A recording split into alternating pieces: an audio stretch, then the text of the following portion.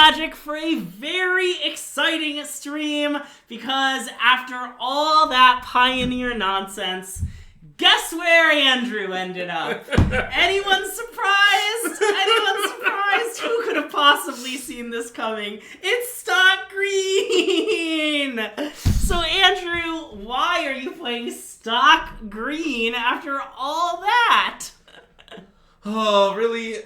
You know, in my crisis of faith, in my time of need, Stock Green was there for me. Amazing. That's really the answer. I don't know, man. I began to question the nature of reality over the last 3 days of testing. Ups seem to be down, downs seem to be up. Mm-hmm. You know. How were lefts and rights? Yeah, right seemed to be square. I see, okay. Things got really weird there for a bit. But then I realized, you know, like a shining light through a cloud of darkness, there was Stock Green. Amazing. So that's how I settled here. No, really, okay. Look, I would say my last 36 hours testing have been some of the most bizarre, or how long since we last streamed? 36? 36. Yeah. No, wait, longer? I don't know. However long since I last streamed, I just like, I don't know, man. I'm confused about everything. Mm-hmm. But I keep winning with Stock Green. Stock Green! So let me name some... So okay. I'll give a more serious answer. So, I've still not... how do I feel my whole time? Well, that definitely isn't true. So, in fact, I believe it's possible that the most ruthless 2 deck selectors on my team are not playing Hogak. Are you one of them? Yes. Is MSJ the other? Yes. Nice. In fact, me and MSJ are not playing Hogak. If I were playing this tournament, would I be a ruthless deck selector? Well, I don't know, but I don't think you play Hogak. That's probably true, yeah. Because part of it is because I can never win with it. Well, so here's the situation. I thought Hogak was unplayable. What is MSJ playing? Oh, well, that's unclear, but he's not playing Hogak. Yeah. I would say MSJ doesn't know what MSJ is playing, but I know what he's not playing. He'll be watching this stream VOD, probably, so Matt, if you hear this, you can just kind of scream what you're playing, and we'll all hear you in the past. So everyone listen up.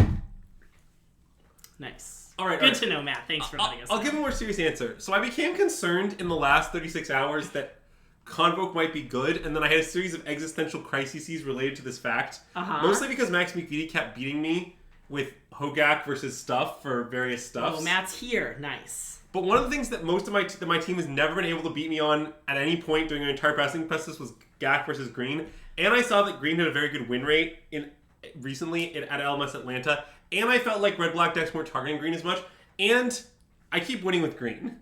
So between all of that, somehow I'm back here. How did your last league go?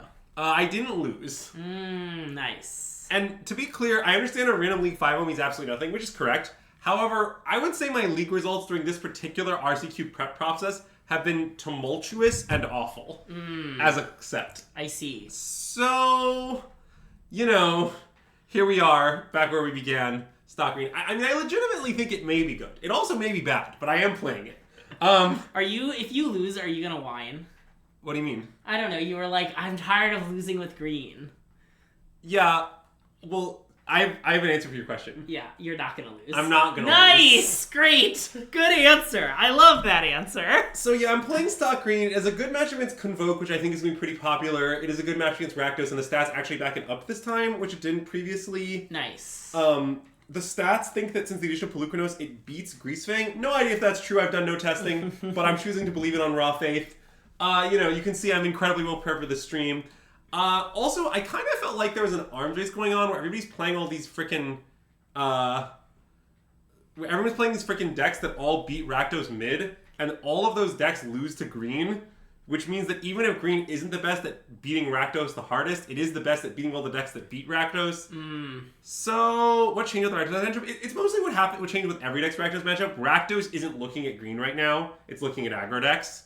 Basically, to adapt to Hogak, Rakdos had to play more sweepers, which means they have less green hate. But anyway, so, look, Jesse, I have no opinion. I've tested no games of the matchup.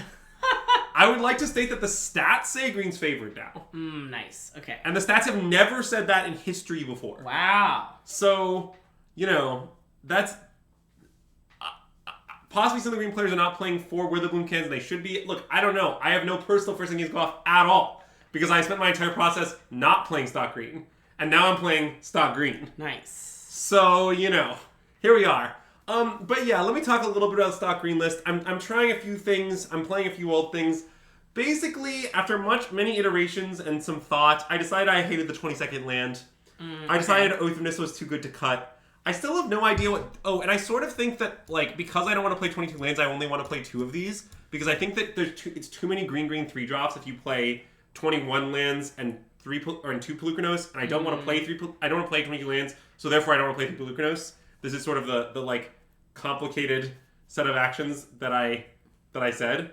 So, because of this, I now have 2 Polukranos. This slot could be anything. It's a Cityscape leveler right now. No promise I stay with that. I'm seriously considering playing Invasion as a 5th Oath. I'm also seriously considering... To be clear, Invasion of Ixalan. I'm seriously considering playing Invasion of Ixalan. The 2-mana one that's kind of like Oath of Nissa. I'm seriously doing the 5th Oath. I'm pretty seriously thinking about main deck Skyboat. I'm pretty seriously thinking... Boat Green? Hashtag Boat Green. Boat Green? It's been so long! I'm pretty seriously thinking about... There's another thing I was seriously thinking about.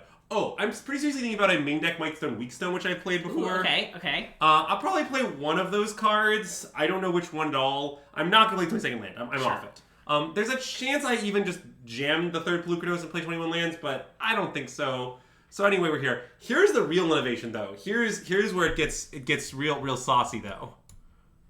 1 Asika's Chariot, 1 Goffer Statue, no wand. No Galaxy wand. Goodbye, wand. I think one might be bad, yeah. So basically, I think that... Sorry, I put these all here so they can see them behind chat. Yeah, those are all stock, though. Oh, I see. Okay. That's why that's why I want to separate... But Andrew, have you considered that they're here to see stock green? Here, let me just do this. Okay. Fine. So, Great. basically, I think... Basically, I think that possibly Wand is bad because I only ever really liked Wand against Phoenix, and I like Godfair Statue kind of against BTL now. And I think I'm just going to play Asika's Chariot because I just want to jam as many frickin' anti-red-black cards as I can at any cost, in regardless of context. Yeah, and Asika's Chariot has the benefit of being a powerful Magic the Gathering card. It's a really powerful Magic the Gathering card. And I like having access to it in the board. Is Woodcaller still in there? Yes. Okay. Yeah. Also, and as we said, the Filigree Silex. Also, I didn't comment on the comment of will Andrew melt if we throw water on him, and the answer is yes. Anyway. So, also I think part of the issue too is I don't think Might Weakstone... because of Might Weakstone... So, back when one was originally added the green sideboard, which is a time that I remember fondly. This was during the time where basically the only people in the world that were playing green were me, Alan Wu, and Bobby Fontanelli. Mm-hmm. And during that... And Sam Sherman. Don't sell him short. Yeah. But that said, sell him a little short. Anyway, so... During that time when we originally added Wand, we did it specifically because of Phoenix for the most part, and at the time there was no way to kill Shieldred other than Wand.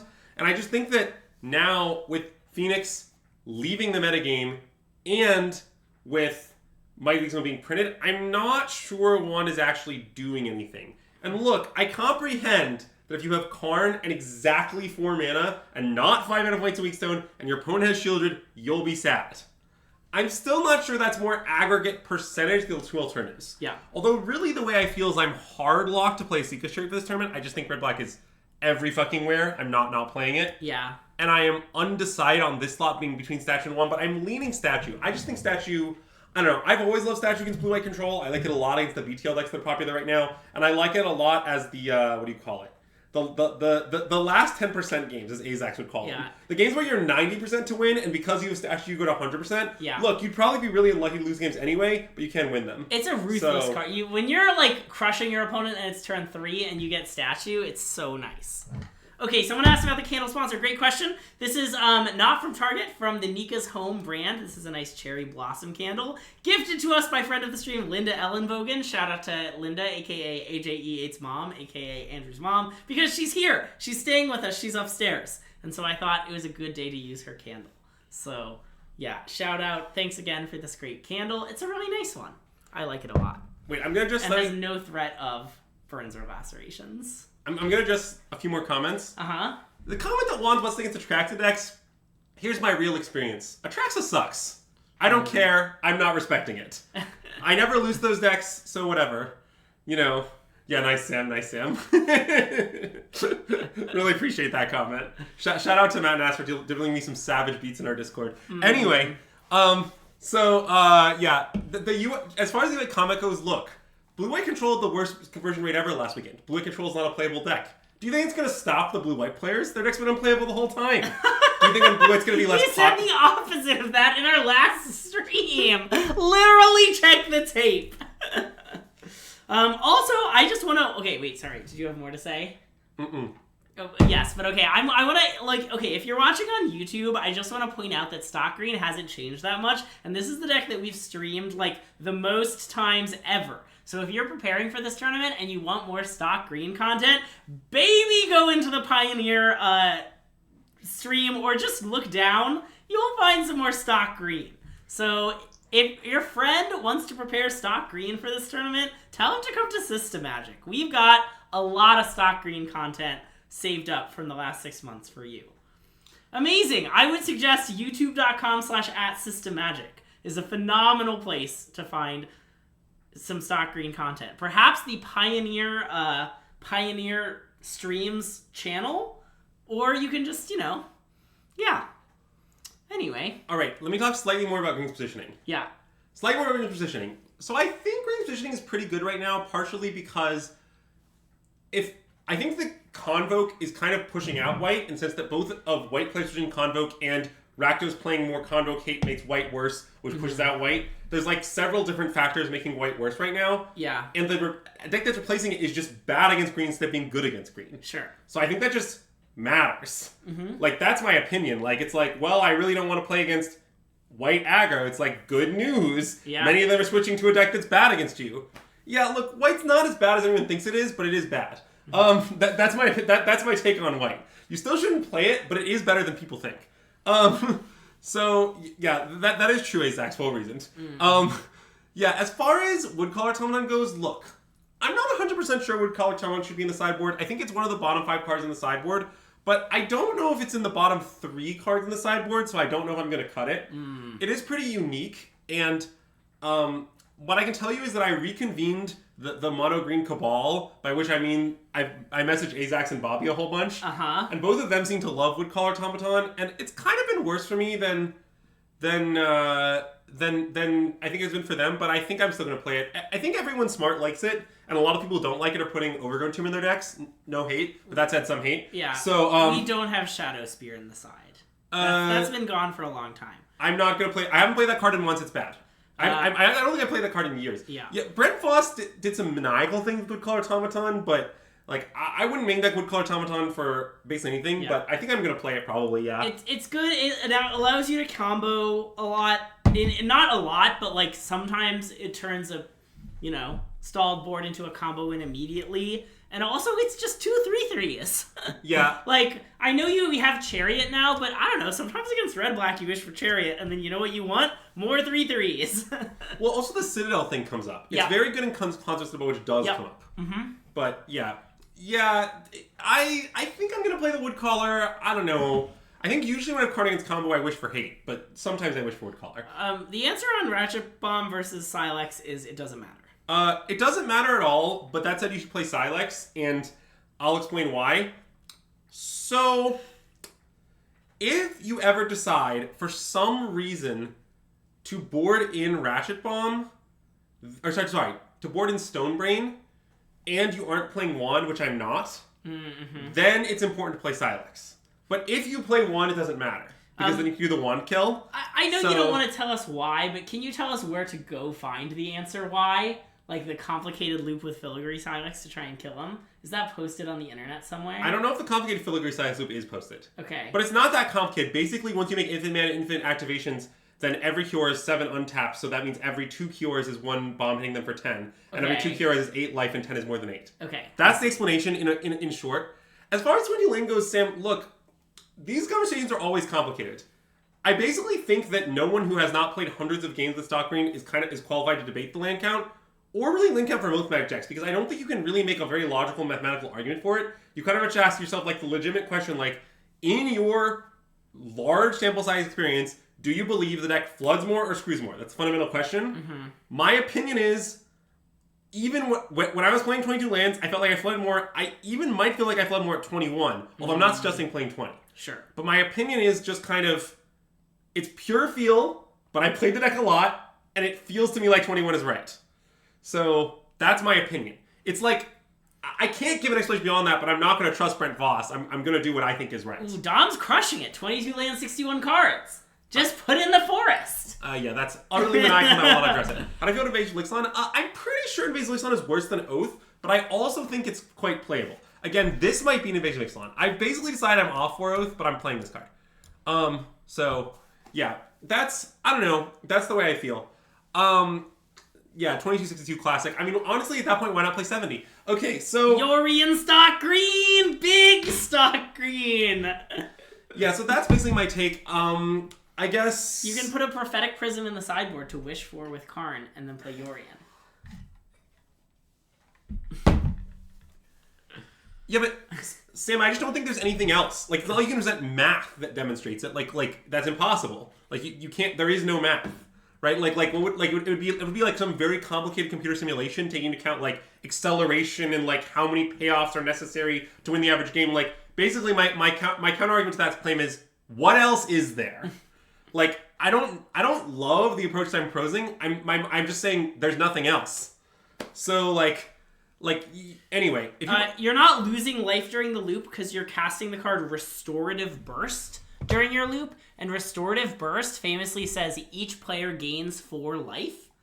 And so if you go back to that comment, like, in order to activate Filigree Silence once, you must cast Restorative Burst twice while you're pulling off this loop. So you cast it twice, that's going to cause each player to gain 8 life, but a single bop 'em with the Silex is 10. And famously, 10 is more than 8. So if you repeat this infinite times, they'll be dead. Yes. Second Somebody's nonsense, don't do that. If you're playing a sideboard card for the purpose of sideboarding, I think there are a couple candidates.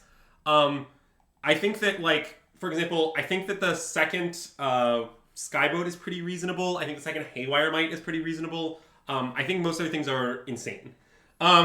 That's my short opinion. I think a few cards that aren't wish targets are reasonable. Okay. For example, I think Bobby's messed around with a few Hurricanes. But Hurricane? Did you know I've registered Hurricane in a it's not event there's before? a better version. It's not a literal card Okay. Hurricane. I think it's like Nylee's Intervention or something is the good one. But Sure. look, I'm not going to do that. Yeah. So it's fine. Yeah. But yeah, basically there are various one of sideboard cards you can play if you couldn't get your sideboard down to 14 cards. I think they're all bad, but you can do it. My first ever RPTQ, which is what, like, regionals is now, I played 1 Hurricane in the sideboard. It was a standard tournament, and, like, Rakdos Dragons was really popular. That had a bunch of Thopter Makers and a bunch of dragons, and MSJ and I cut a sideboard card to play 1 literal Hurricane.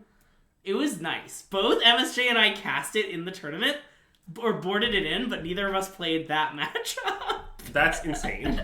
Matt played some nonsense in round 1 and won game 2 because of Hurricane. You and Hurricane? God. Yes! There's that! I'm so happy you're here. Oh my god.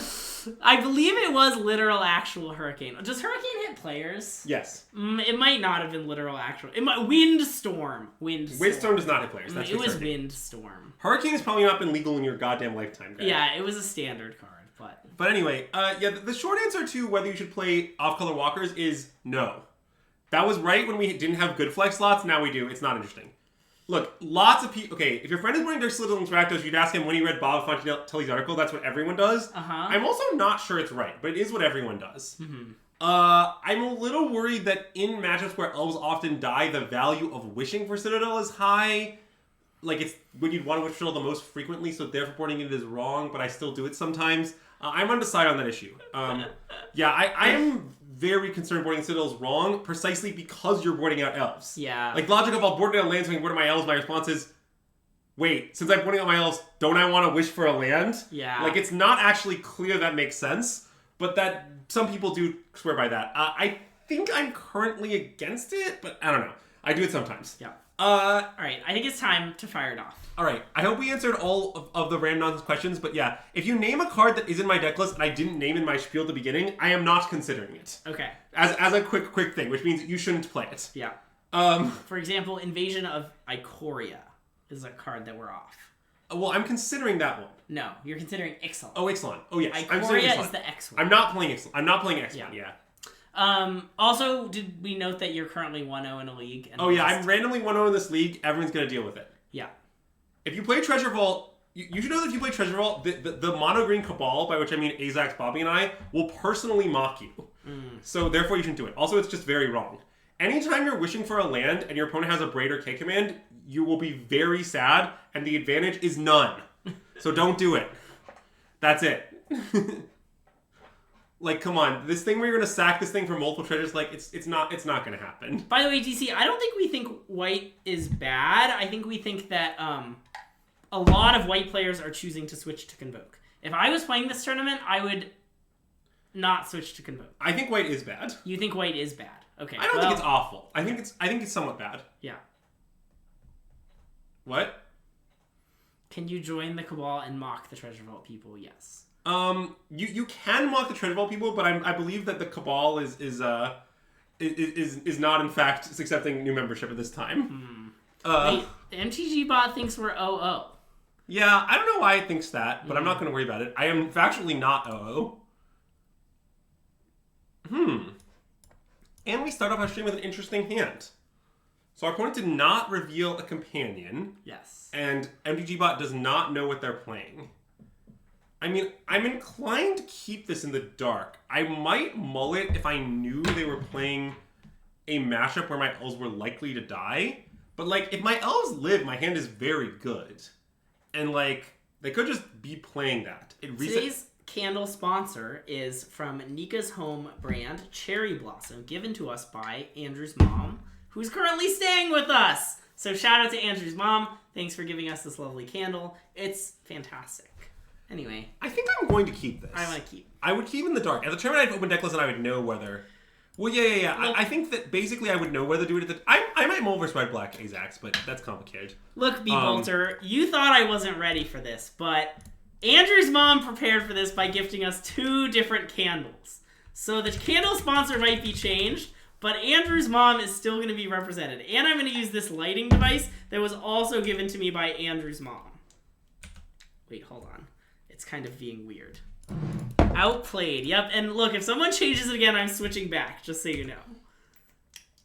Don't tell me you weren't warned. Okay, wait, the lighting device is having some struggling. I gotta use the other lighting device. That's fine. So... Okay, so my opponent is killing my elf after we got our Wolfwillow down, which really just doesn't matter that much, as it turns out. Oh, and we drew a land. Wow. And it was Nykthos. Alright, now it's another candle given to us by Andrew's mom, but this one is fresh cut grass. Which, when I got these, I was more excited about the cherry blossom than the fresh cut grass. The fresh cut grass candle slaps. So, here we are.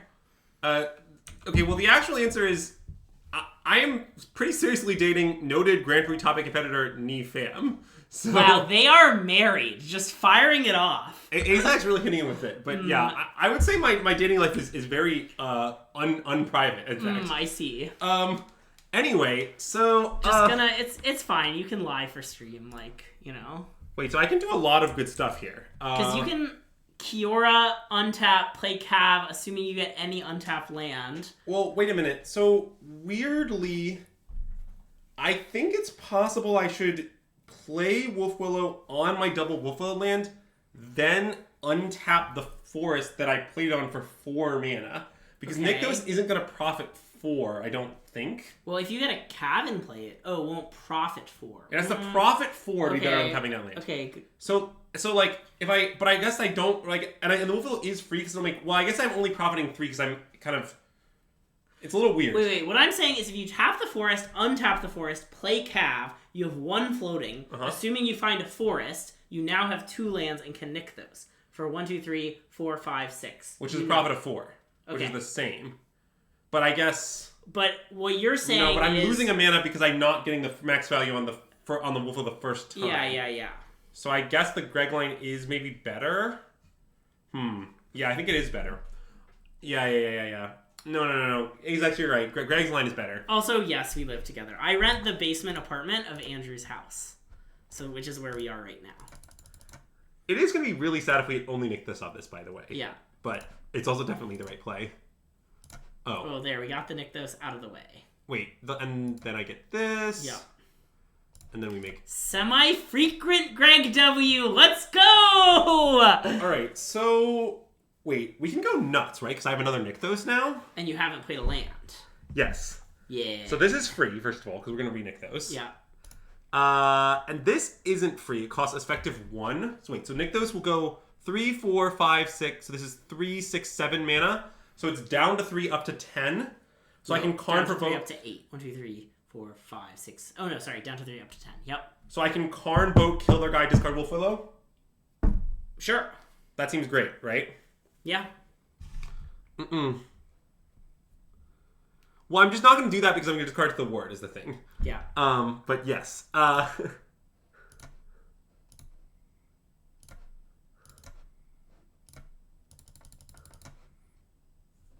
you could just grab a statue for fun, you know? I'm pretty happy with Skyboat here. I think if I get Skyboat, my opponent might, concede, to be honest. Yeah. So...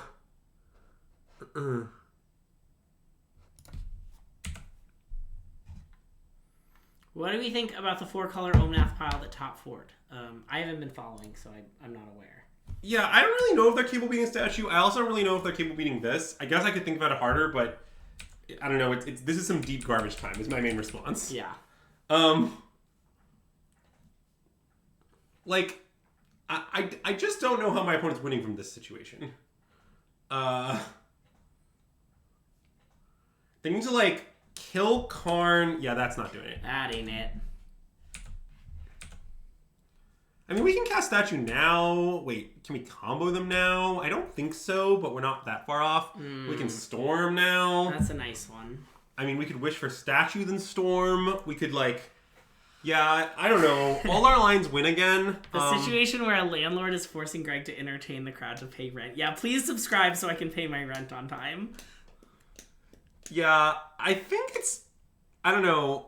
All of our lands win, so... Just take a game action or two. Well, I was trying to figure out if I had lethal. I'm pretty sure I don't. So I think what I should actually do is wish for Statue, use Nykthos Storm. Okay, that makes sense. But it's pretty irrelevant, to be honest.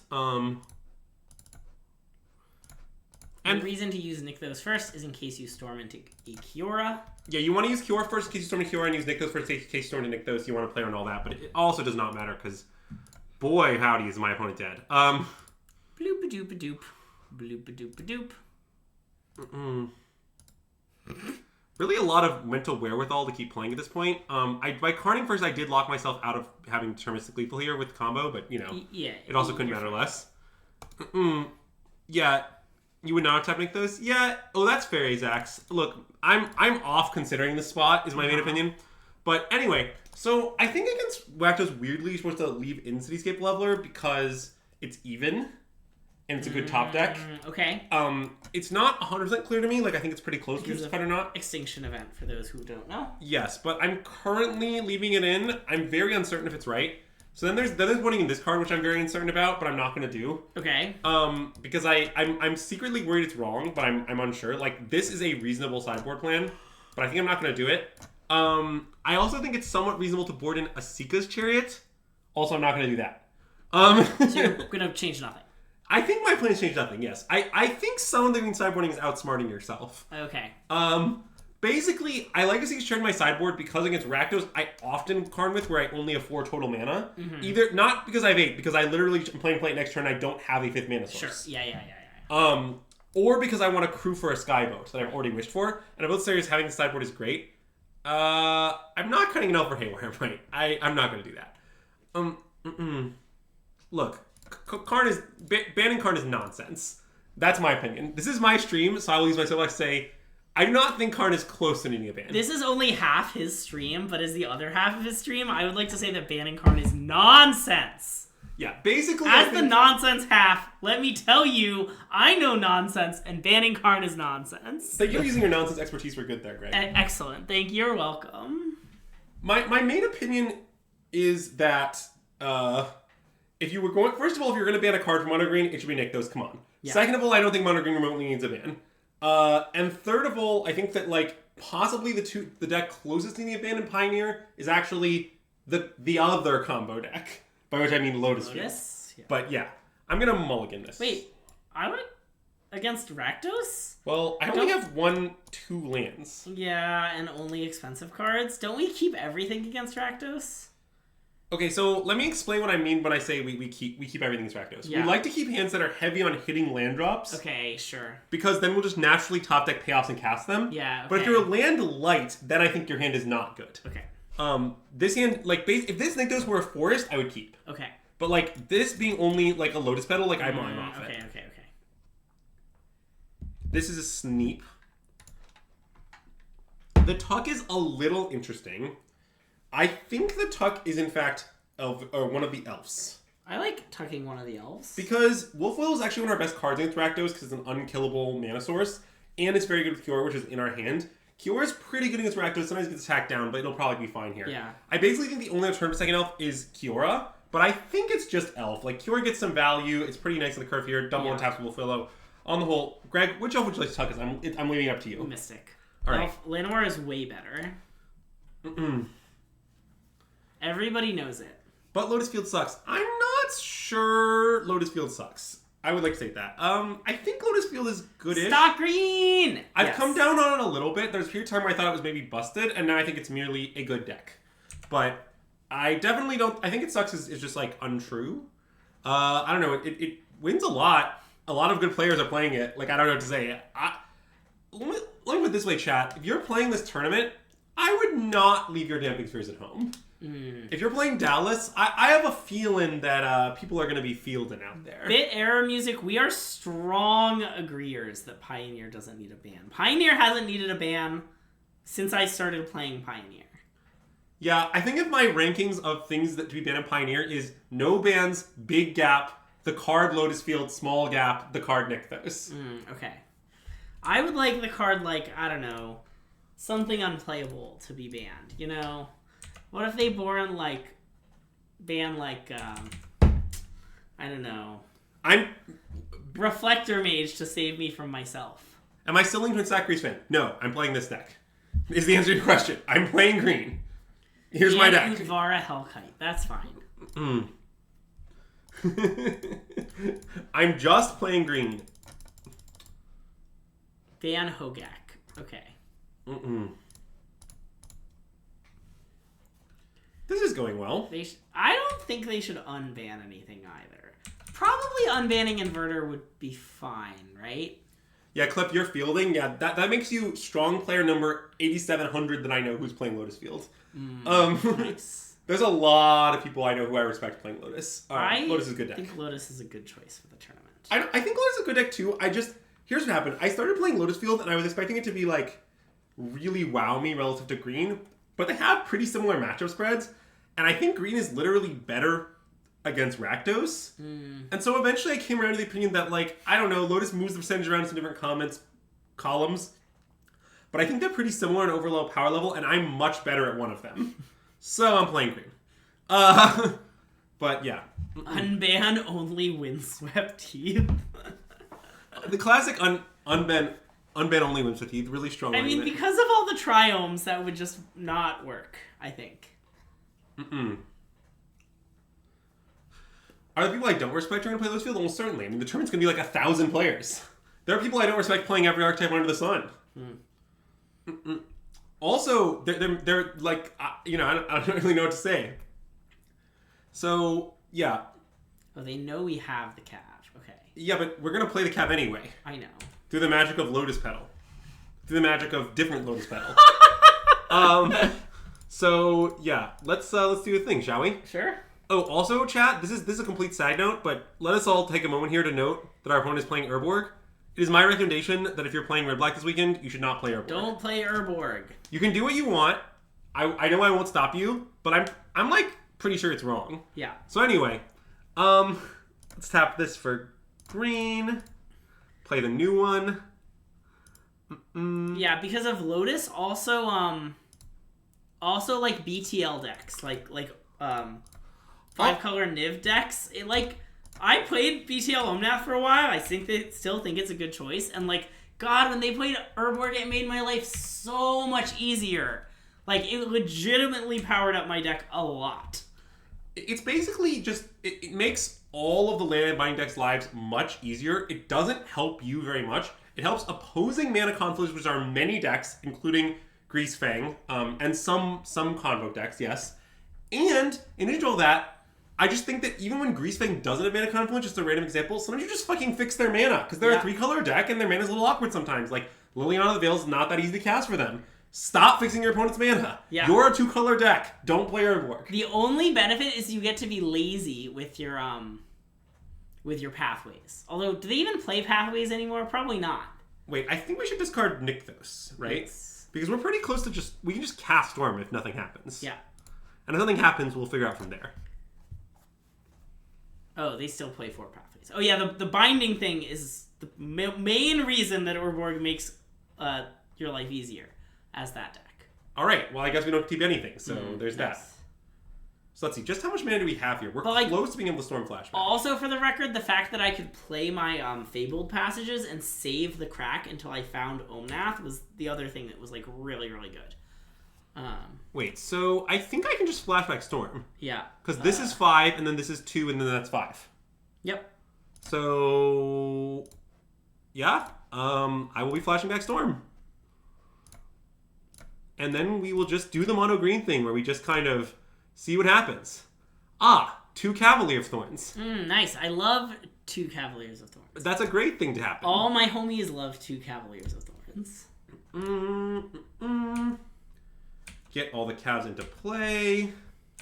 Brick on the first one. Something Charmeleon. Something Charmeleon. Yeah. Wait, do you want to not play the elf because of event? Or just do we not care? I think with 2 Croxes in their yard, there's pretty high pressure to get my stuff into play. Okay. So, I think I should just play it. I think I'm holding, maybe they'll event me. Obviously, that's good beats, but I also don't think they had event last turn. I think they would have cast it. Yeah, you're probably right. So I think we can just do it. Also, I'm going to attack for 5. Nice, get him. But yeah. Anyway.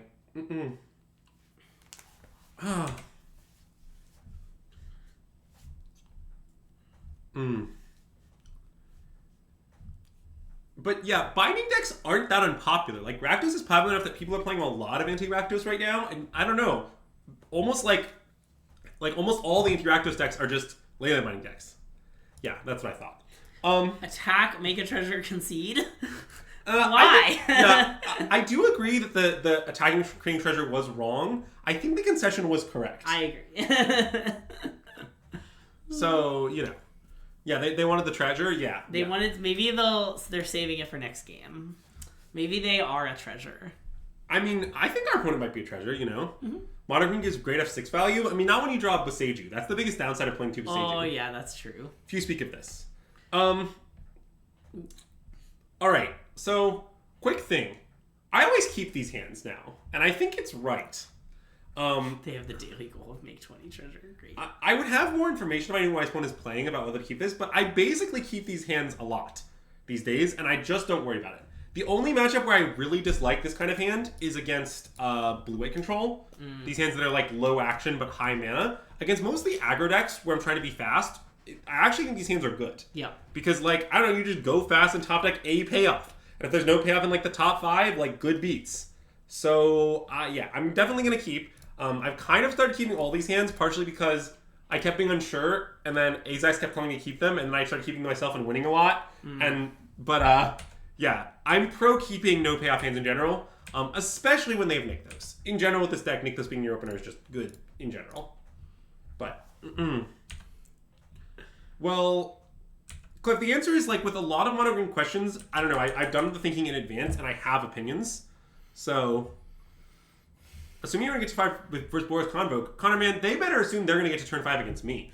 Again, I've done quite a bit of Convoke testing. It's not, some sort of, unlosable matchup or something.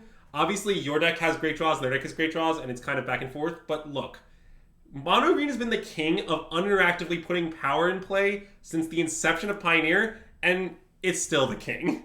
That's my take on the matchup. You definitely want to be on the Mono Green side. It's not a blowout. They can definitely win. They have draws you can't beat. You'd rather be Mono Green. Yeah. That's the short answer. So. I also would have mulled if I knew our top 2 cards were forests. Oh, I wouldn't have. If I had mulled, my top 2 cards would have been spells. I mean, they wouldn't. You see. Yeah. So. Yes, it does appear our opponent is on creativity. That seems likely here. We actually don't like deterministically know that, but the other options are pretty weird. For example, there's a blue-red like turns deck that kicks around occasionally with like Chandra and Autumn's Epiphany. Oh, sure, okay. But it's pretty unlikely. They stopped playing Chasm's best card against green. Cliff, when just to be clear about what I've tested, I'm gonna play mono green. Yeah, I'm pretty sure. They stopped playing Chasm's best card against green. Cliff, when in my internal testing against teammates, I was testing against 2 Forge Devil, 2 Chasm, and my experience is that I think the best card is Forge Devil. But like almost all of the like can't block effects were pretty mid, honestly, for me. Basically just like often the turn you need to cast them, which isn't turned by you, it's turned by green. The turn you need to cast them before green like kills you was often like kind of too early for Chasm to be lethal. And we also tried Embercleave and we found the same thing. So my sort of experience is like, I think just the best thing to do is Forge Devil them. When you get Forge Devil to green, it's pretty brutal. You usually don't win. Obviously, you can if their draw is pretty slow or something, but it's the best card. Joke's on them. I don't know anything about this. As far as... I have some more Convoke takes if that's interesting to people, but I'm not going to play Convoke. I do think Convoke is reasonable. I would say I've come on it a bit from I think it's garbage to I think it's playable, but I'm not going to play it. I still can't win with it, and I don't think it's like some awe-inspiring deck. Alright, so what the hell is going on in this game? They have 3 cards? They probably have some more counterspells, right? I imagine they have counterspells. But... Wait, did we want to play that forest? Oh, shit. I guess, yeah. Yes. I counted right. Yeah. Okay. Good. Any comments about Statue over Wand? I think I gave a lot of spiel about that at the beginning of the stream. I'm not going to repeat it right now, but yes. Wand is mostly for Phoenix, which is not very good, and Heroic, which is not very good. And you have other ways to kill creatures, especially now that Mightstone Weakstone exists. And Wand was originally in to kill Shield Red, which now you have another answer for. I'm just going to slam this, I think. Love it. I don't know. Wand is good against Angels. I don't know if that's true, and I don't care. Is I think my response to that claim. I think I'm gonna pick Lair Oath. An impressive Lair Oath. Sure. Something, Charmeleon. Yeah, agreed.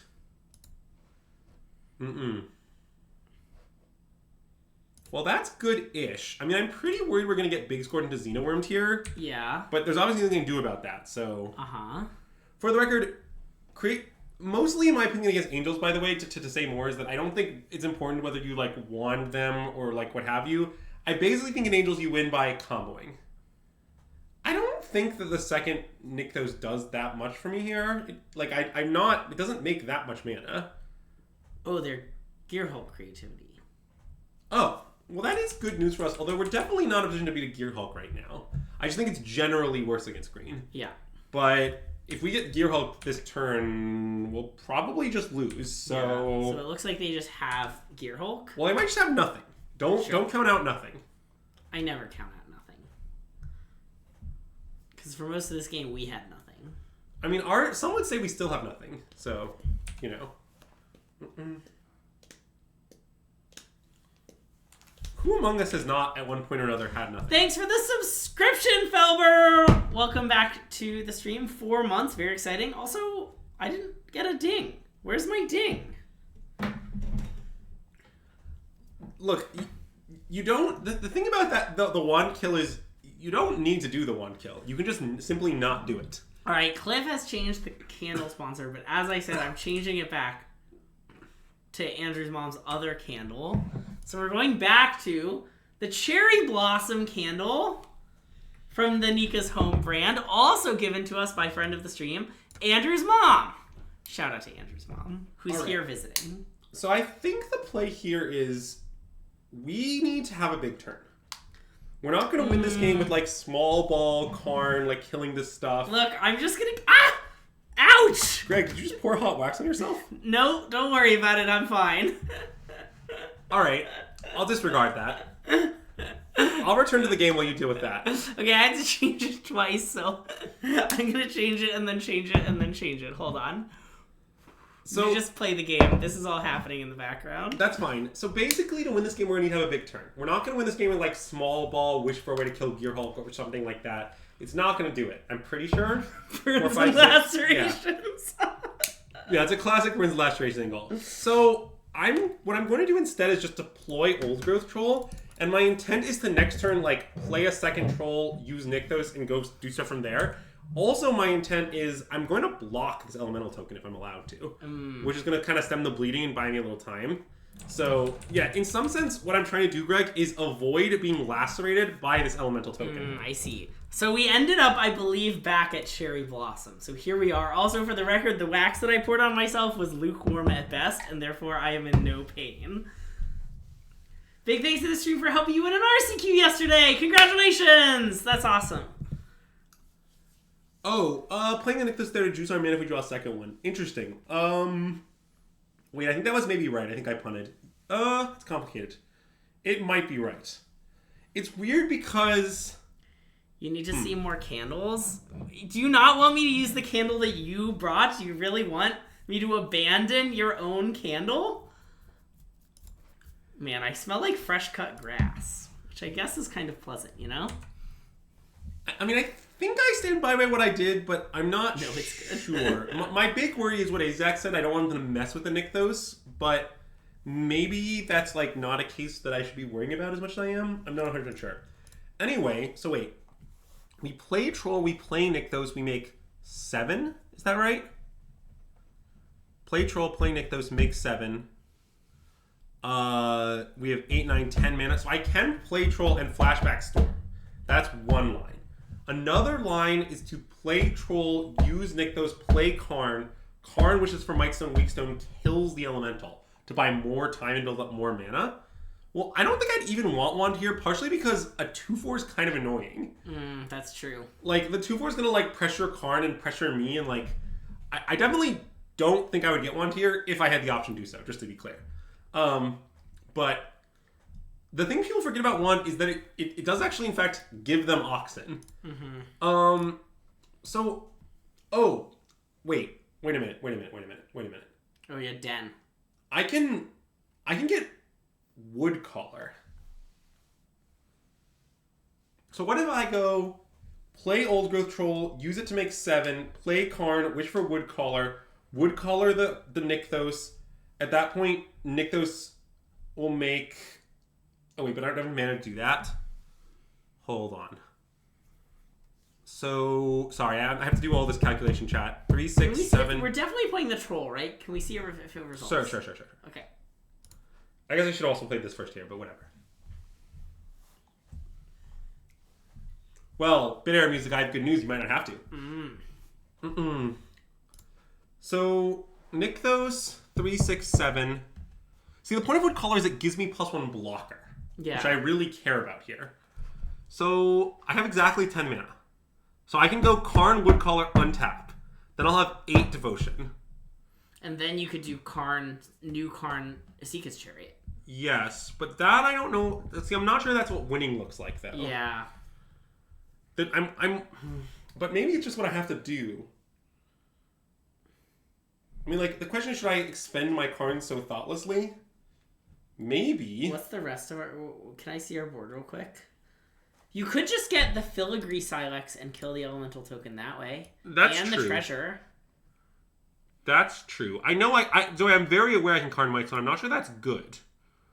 Because, like, I'm very close to being dead if I do that. Oh, after Woodcaller. Yes. Oh, wait. 3, 6, 7, 8, 9. You're right, I can. Oh, I think I'm going to do that. Azax likes just Karn Chariot. You just like straight up Karn Chariot, have the second Karn for next turn.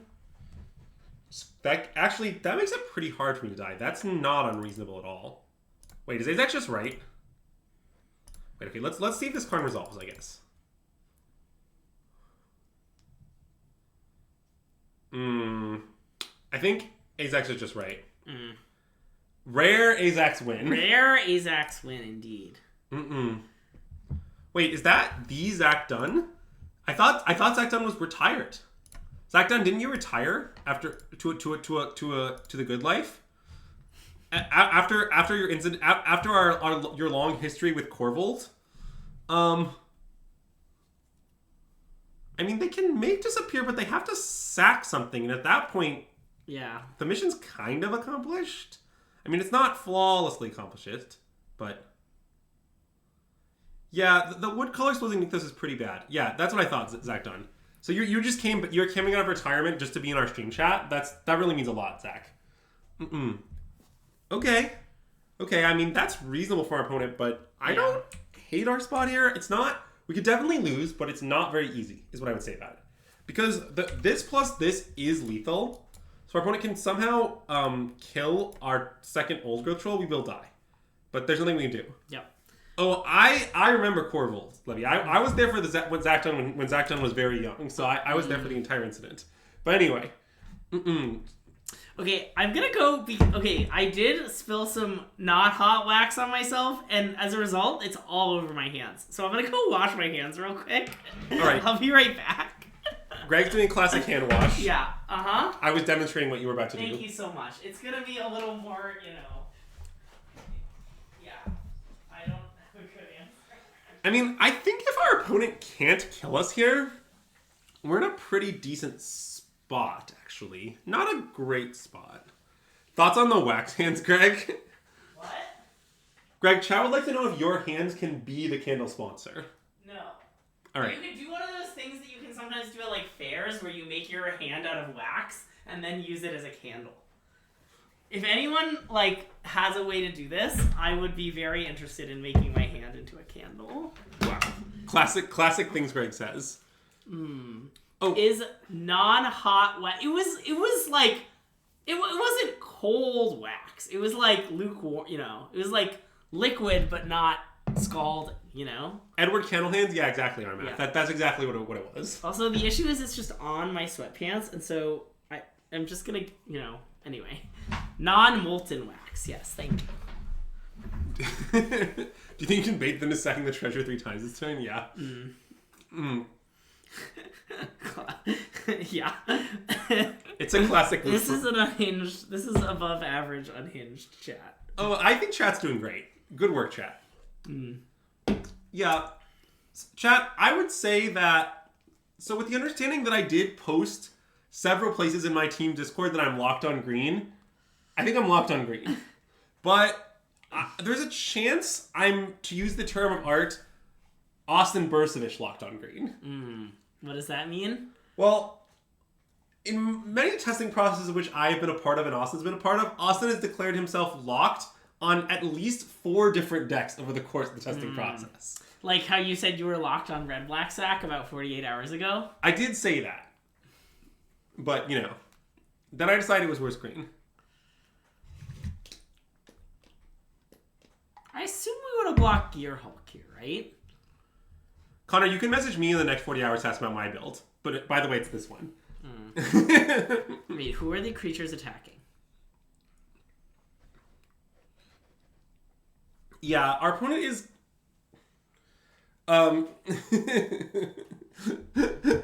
yeah. I just had to hit you with it, Thoughts on stock Rakdos for Dallas? It's a fine choice. Nothing special. Definitely can't go wrong with it. The token is attacking Karn, that's it. That's fine. Okay, well, I must block one of these 2. Yes. And I don't think there's a great reason to block the Gearhulk, actually. I don't see it either. I don't think we need the extra mana. Oh, I guess extra mana could matter. Wait.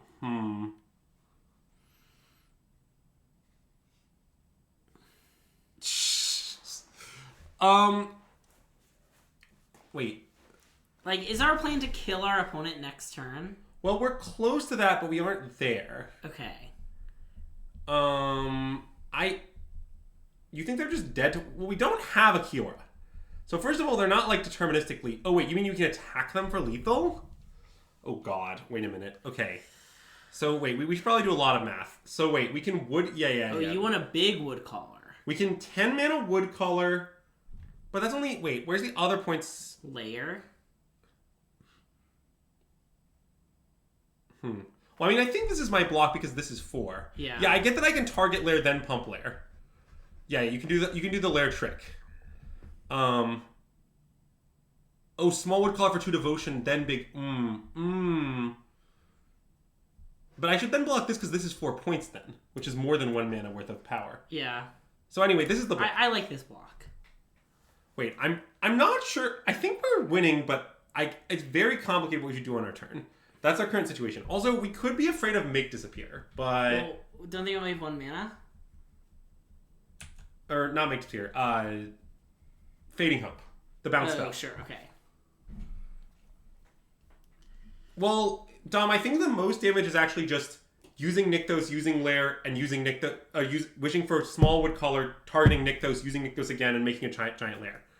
So, Fading Hope I was dead right. Oh, that's true. Second hope. Okay, wait a minute. So we should do some math. So first of all, this thing is going to be free. Okay. So we play this. I'm just going to play it. I know I'm playing it. Yep. I mean, I guess I can just start making the mana and figure it out from there. Yeah, I'm just going to do that. Okay. It's a classic, I'll make the mana and figure it out from there. You do regain Make Disappear for a second. That's true. Yeah. That's fine. I think it's going to be fine. Yeah. Shouldn't it have gone on Nykthos? Oh, that might have been better. I did not think about it, to be honest. I'm just playing fast and loose, apparently. Alright, so now the play is to play Woodcaller with Prototype. Yeah, playing it on Nykthos is slightly better. You guys are right. Wait, do we not want to use Nykthos first? We want to use Nykthos once it's in play so that we get the extra devotion from this. Right. So, we do this. Yeah, I think it's easily enough.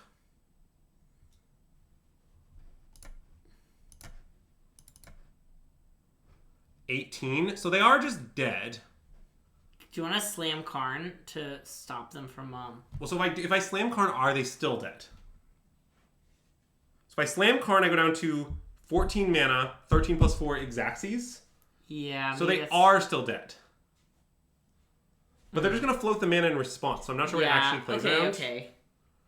Where now Lair is big enough on its own, so if they have somehow an answer for Old Growth Troll... Then they still die. Yeah. Yeah. And so we're not even dead on board, right? Yeah. I think we should... But they don't have Fading Hope, so I think we just do it. Okay. Because chat's right. If they had Fading Hope, we would have been dead next turn, so... Flashback Storm, fuck it. We're not flashing back Storm, we're just killing our opponent.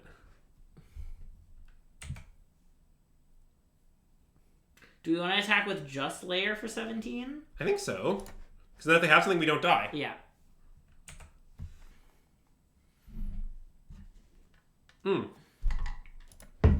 Nice. That was game 1, right? We were, losing by a lot. That was a weird game where neither player did anything for 5 turns. Okay, so I've actually done this a lot to creativity. Not this specific thing, but, the thing about Opus creativity is that Gearhulk Opus doesn't just beat green. Yeah. The problem is frequently opponents I'll make a 4/4, I'll draw 2 cards, I'll tap your stuff, and you're like, that's a cool story. I will kill you. Yeah. And so I basically think if your goal is to be green, and to be clear, I'm not sure that should be your goal, but you definitely play Xenowar. Yep. I do think it's sacrifice against Rakdos. Maybe it's not worth it depending on the metagame. Rakdos is very popular right now. But look, if you want to beat green, there's one way to go, and it's Xenoworm. Yeah. So anyway, as far as Sidewing's creativity, I mostly don't do it. Basically, the thing is, I've considered a lot of stuff, but I eventually came to it all being wrong. You really need this in the board because you want to use the counter creativity thing amount of time. Okay, yep. And you really want this in the board to name Gearhulks and whatnot. Sure. Although it's nice with words Hellbreaker Horror, but that's another story. Yeah. So it's kind of at that point, there's not really a lot of options. You can board this in. I've mostly found that boarding Hayward just doesn't stop them that much. Yeah. Because it's how often are they actually creating for 1? I think pretty rarely, and like they're killing your elves, so there's like pressure on your elves. So like overall, I've kind of found that the right strategy and creativity is submitting. I'm not saying I keep talking about sideboarding every match and not doing it on the stream, which apparently is my thing for the stream. But I do actually like sideboarding in some matchups, just not this one. Yeah. They always went into 4 Thing, 3 Gearhulk, 1 Hullbreaker. Wow, that's weird. I've had my Gearhulk opponents board into... I had them stay with Opus or board into Hullbreaker. I don't think I've seen that sideboard plan, but maybe I'm just out of date. I admit I haven't played green that much in the last like week or two. So I don't know.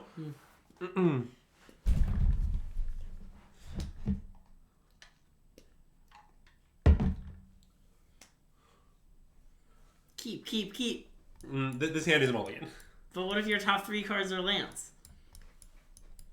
What if my top 3 cards are lands? I don't think they are. Keep. Well, this is a Sneap. It's a little complicated what I should tuck, but I'm going to tuck Forest. Yeah. Like, they definitely just like might not have the Fire Impulse, but, you know. Has anyone here played the Invasion of Goblikon? I mean, yeah, Zach, I played with it a bunch. In what deck, though? Actually, it doesn't matter. I think my team mostly thinks Invasion is bad in every deck people play it in. I think my team like wants to play like 0 in Convoke, 0 in Mono White, like 0 in all possible decks one could play it in. So if you want to take on the card, I think my team hates it. Ooh, boo Invasion of Gobakon. Boo Invasions in green. Boo Invasions. Basically, see, it turns out here's the problem with Invasion of Gobakon. People pay 2 a lot. Also, when you're behind, you can't flip it. That one's probably obvious, but it's true. Also, it's like not... Love the only place I want to invade is Amonkhet. In Standard? Well, actually, in Standard, I hear it's also a scam.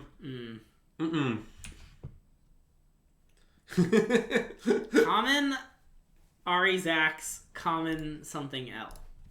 There's a lot of common L's going on. Yeah, I am anti Invasion of Gobbledygook, as I often call it. That's a good name. It accurately describes how I feel about the card. You should know that I kept trying to convince my team it was good, and they kept telling me it was unplayable, and then eventually I realized it was unplayable.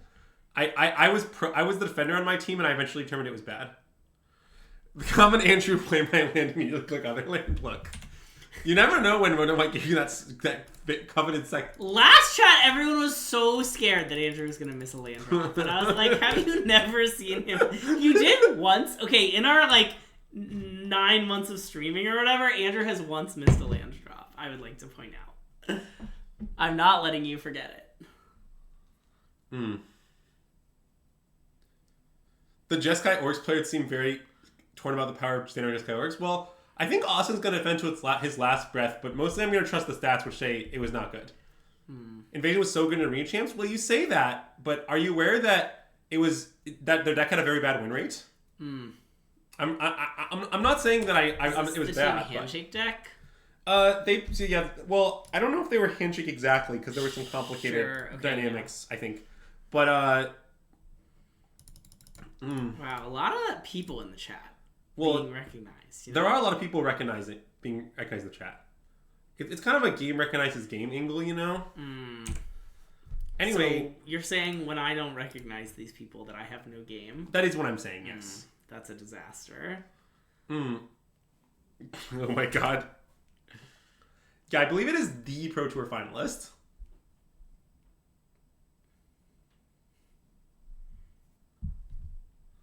What does no attack mean? I think it means our opponent click through attackers. So is Convoke good or no? I think it's okay. I don't think it's great.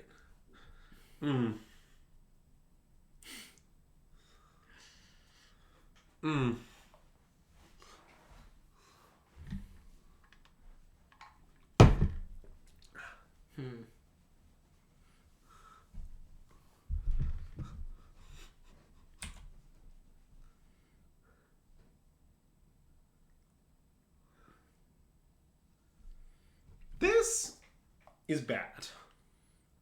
You know what I could go for? A nice filigree Silex. You want to blow up 2 Goblin Shamans and a treasure token? I mean, it's not bad. I guess I should start by... Can we even cast that? Well, not this turn. Brutal. I mean, we should definitely cast this card. Okay. Wait. I guess I should float one first because I'm going to use the one anyway. Yeah. Just in case of, like, some sort of pay one card. Yeah. Jwari Disruption.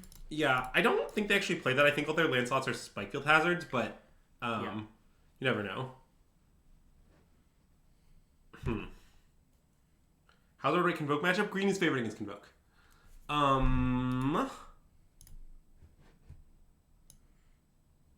So this is interesting. Because I don't... Do you have an idea what we should do here, Greg? I mean, we're losing, but I don't know how we get out of it exactly. It's kind of tricky.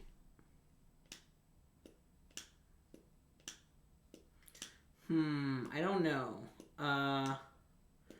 Like, it does feel like Filigree Silex is our best wish, but it's not good.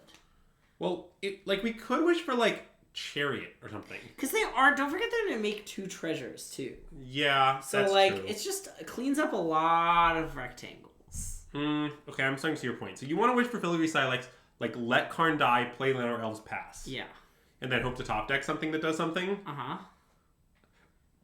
Yeah, I don't know... Well, we could get land. But what is that... Like, where does that get us, though? Cleveland? It seems like it doesn't get us any... Like, it's our limitation is... It's not like it's like our hand is all bangers, we short of the mana. It's like, well, we don't really have bangers or mana. So I sort of... I think I like your Filigree Silex line. Okay. It's not great, but I think I like it. What I like about it the least is that they can kill our card and then use their treasures. Or, like, creativity treasures this turn. But, like... Well, the problem is... I don't know how we avoid that. We're not beating a creativity. So I think we should just wish for it and then, like, we'll blow up all their rectangles and we'll improvise. Yeah. Is roughly our plan.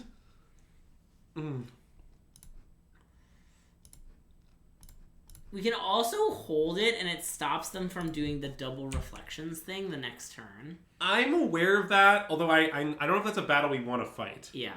But... Look, if we're talking about knowing Nathan's story before he was cool, the real question is, did you know Nathan's story before he was tall? So, but... Because I actually know the real question is, Nathan Stoyer is tall? Yeah, I don't know. I ground GBs with Nathan, like, way back. I remember a time when I was better at Magic than Nathan, which is not a statement that I think many people can make. Yeah. But I can make it.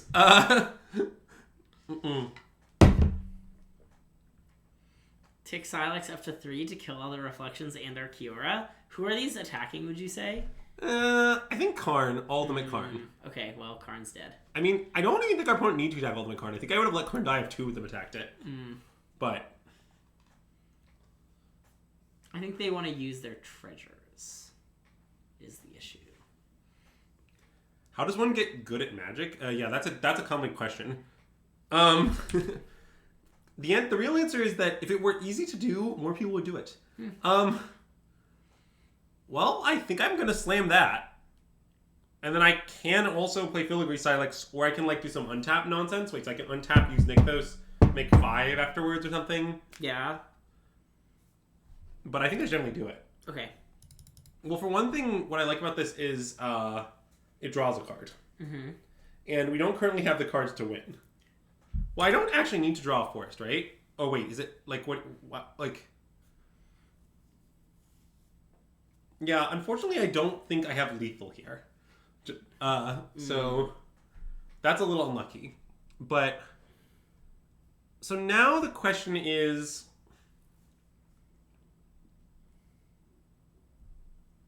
it would have been more mana if you'd drawn a forest. Thanks, Azax.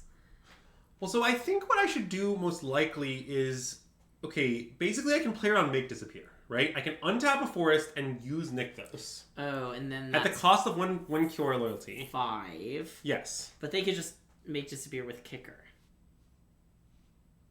But that's a lot better for us. I guess. Yeah. So, I think we should just do it. Yeah. I just don't think the one Kiora loyalty matters that much. Yeah, agreed. And I think they wouldn't necessarily make Disappear this sacking something. Like, I just don't know if that is a good play for them. The issue is that the card they have is Gearhulk. Then, good beats. Simply good beats.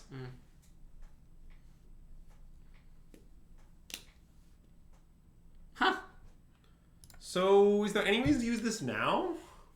I guess yes, because their treasures can currently be used. Yeah. So I guess right now. Huh? Pelucrinus. How do we ever lose with a Pelucrinus in a dream? Was Karn land the line? I don't really think so. I don't think having Karn in play is plus a Dark Citadel really changed my spot here. Are they going to cast Magma Opus? I have no idea. Maybe? They're making some colors, that's for sure. I think maybe we should be like making some mana for memes. Oh, sure. I mean, I guess their stuff is... Karn to land Silex, look, chat, it's definitely not crazy. I can explain why I didn't do it, but it's definitely not crazy. Should have upkeeped this? I don't know if that's true. I don't want to give my opponent flexibility in when they can use their treasures, particularly. Like, I'm aware that I could have, but I'm not sure I should have. As far as the Karn landline, basically, I'm worried that to win this game, I'm going to need both my Karns get a valuation. And if I, like, play the first Karn and get a land off it, I get that I have more mana, but I'm worried that, like, my first Karn won't be enough. Ruh-roh. Okay, that's very bad. There's not much I can do about it now, though, so let's pass the turn. Muy bad. Look, it's fine. Maybe they have no spells. I wish we could make it an Ox. I've not particularly found Wanding Tullorcore to be that realistic in general. Excuse me. Look, my real opinion on Hullbreaker Horror is if you're as far behind as we are in this game and they make Hullbreaker Horror, you're just going to lose. Like, Yeah. It's not going to matter whether you have wand with these escape level like what you have. The games I have been able to beat Hullbreaker Horror, mostly the way I've beaten it is wishing for Cityscape. And then Cityscaping it, they have to bounce the city. They have to bounce their own horror because Bouncing Escape doesn't stop it. Yeah. And then from there, if you were winning pre-Hullbreaker Horror, you're all set. I'm pretty sure we're dead to no spells. Also, yeah, it does kind of look like we're dead to no spells. I think we might be able to beat no spells, but I admit that I'm not sure. If their hand is like a 7 of spades, Blue Eyes White Dragon, and an Uno 4, The red 4, perhaps. that's a good one. Yeah. But they could cast that. They have the ability to make 4 red mana. Let's give them the yellow 4. That one will be challenging for them to cast. Me and Kiora? Alright. Blue Eyes has 3,000 attack. Yeah, that's true. They're going to struggle to put it on the battlefield, though. Don't they have to sacrifice, like, 4 monsters? Oh, you mean tribute them, Greg? Is that the word in Yu-Gi-Oh? Sure is. If you thought I wasn't going to know the word in It's Yu-Gi-Oh, only you were 2 wrong. monsters? Ooh, wait. They could just sack their token and reflection. Ooh, yeah, okay. So, wait. I can play Kiora, untap my Nykthos, make 5? I don't know how I'm going to get out of this one. I think you're wasting valuable clock minutes because your spells are going to get bounced. Alright, let's concede. Okay. Well, At least try and play. okay, I guess I should play Kiora. Okay.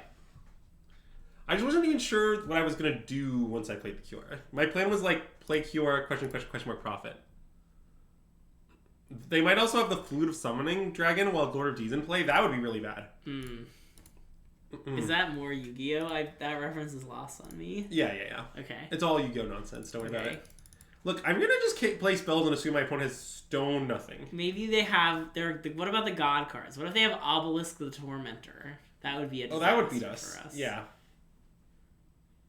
Okay, I'm good. Yeah, me too. They had a spell. That was unlucky for us. Dang. What matchups do we sideboard in? Yeah, that's a good question. I sideboard a few matchups. Basically, I board out the Seascape Leveler against every aggressive deck. To start with. And then against blue-white control, I do some nonsense. I have started employing an advanced strategy against blue-white control, but I'm not sure I can recommend it to the average bear to keep this. It's neat. I've been implementing what is known as the Bobby Fontanelli strategy against blue-white to some success lately, and the Bobby Fontanelli strategy involves never attacking with creatures. Ever. What if they have a Planeswalker? You are allowed to attack the Planeswalker, but you usually don't. Okay. It's basically you're allowed to attack the card to fairy. The idea for the record is to not let them use the Wandering Yelp. Yeah, it involves trying to blank the Wandering Up and trying to flip the script of the matchup to where you're the control deck. And you also, when you're doing this, try to hit your land drops and blank their soft counter magic, just like never fucking play into it. I think this. Yeah. Sure. Well, wait, it's complicated. If they kill our elf and we take Polyk, we're immensely sad. Oh, that's true. What if it's elf? Well, wait. I think it's maybe lair. Isn't that better than taking elf? What's like? I guess you're saying you want to hit our land drop. Yeah. Just draw first, you coward.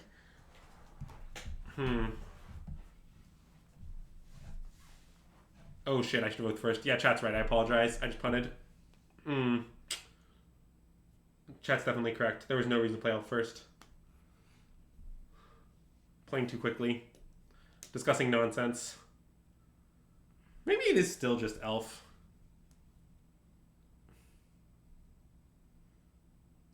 I think it's... Wait, I think it's lair. I think it's lair too. I think it's lair. Sorry, I punted.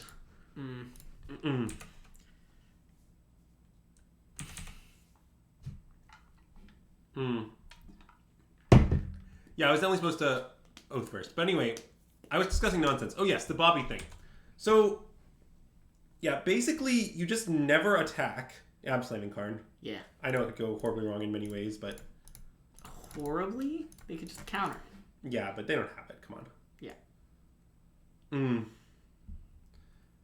Basically, they, God, I completely lost what I was saying. Oh, yeah, so you take the control role, you never attack, and you just hang out, and you commit your Cityscape leveler triggers mostly to kill Teferi, and basically it turns out that as long as Teferi never hits the table, green can just straight up outvalue blue-white. And, like, you never kill the Wandering Emperor, they just keep making 2/2s, but it's so slow that, like, you kind of try to, like, overcome that. That's the Bobby Fanelli strategy. I've been doing it lately, and I think it might be good. I'm going to keep jamming into the thing all day. Yeah. How's this plan impacted by the Presence of Farewell in their deck? Well, once you start doing this... Well, first of all, I think Farewell stocks are kind of down. People have less Farewells than they once did. But second of all, I think that, like, you can actually still do it because the key element is the Planeswalkers. Like, when you're executing the strategy, you kind of, like, you try to never minus your Karn to death. So, like, they looted, right? Yeah, they discarded Behold the Multiverse. That's weird. I guess they're missing land drops. Is that what's happening? No. I mean, maybe they were. So I think it's actually quite possible to overcome Farewell is where I was going with this. Because you just try to keep Planeswalkers in play always. Basically. Well, yeah. I mean, green crushes blue-white. Also, possibly everything crushes blue-white. That's unclear. The data would have you believe that, but I'm not sure that's actually true. I actually think blue-white's fine, to be honest. I think blue-white gets more hate than it deserves, but it does deserve some. See, never punished. We're fine. Okay, what are we going to wish for? Statue? I mean, statue is pretty weird here. We don't have a 6th land. Our hand is all gas. Okay, good point. Land?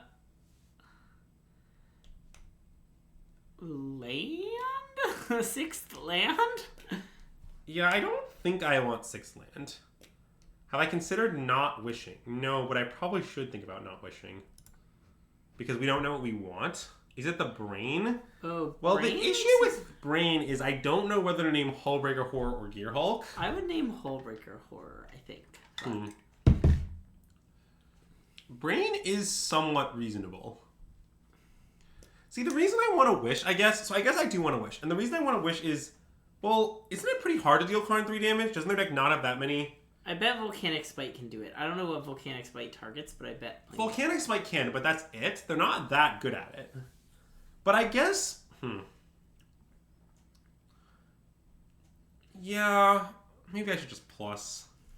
I think the plus is pretty interesting, mostly because I know... Yeah, let's plus. Let's plus.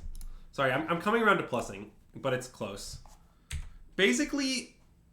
I think the reason I should plus is I don't know what I want. They can't kill my Karn this way. Next turn, if I minus, they still can't kill my Karn this way. It owns all their various treasure making they have in their deck, which is nice.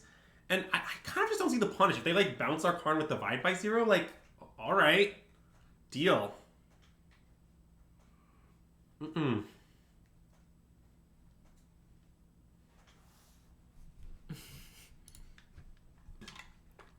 Also note that clock is an issue. I know you want time out, but I just want to... I noted it. That's why I eventually did this. So I'm just going to play Cav and see what happens, I think. and then I'll assess what to wish for. Okay. Because there's no way to like go nuts this turn no matter what we hit. Sure. So nice. And now I know guess... I don't need to get a land, for instance. Right. So now I think I will probably get the Stone Brain. Yeah, the issue is they can cast Hullbreaker Horde next turn. If they tap out.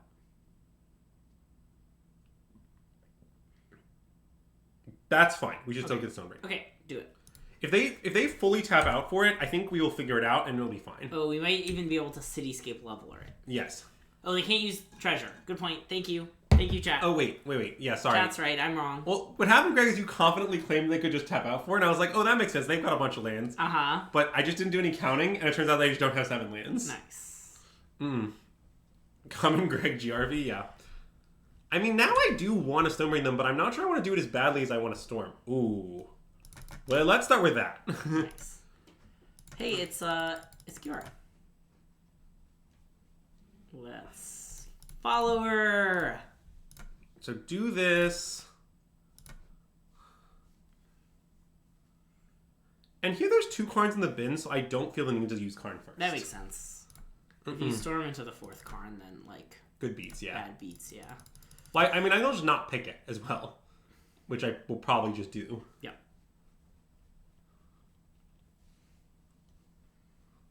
Oh, Gearhulk? Gearhulk on Divide by 0, I guess? Or on Disdainful Stroke. Oh, they have a same stroke, yeah, okay. So they boarded back into Gearhulks, or they have Gearhulks and Hullbreaker Horrors? They might have both, but... Some weird shit is happening in this game, that's for sure.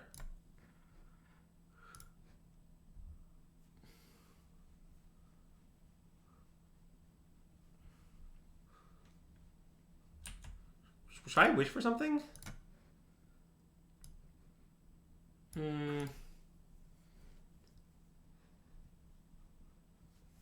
I mean, Woodcaller is what I want, but I guess maybe I should just put a wood wish, but I have so much stuff to do. Yeah. You cannot kill Gearhulk with Haywire Might. That is not a legal play. What if you just put Cityscape Leveler in your hand? Yeah, that seems pretty good. If I wish Karn dies, well, if they suicide this, like, I'm pretty okay with that. It's possible I should play Filigree Silex. That makes... Oh, you just stop? That makes a lot of sense. I think I should find Filigree Silex. Yeah.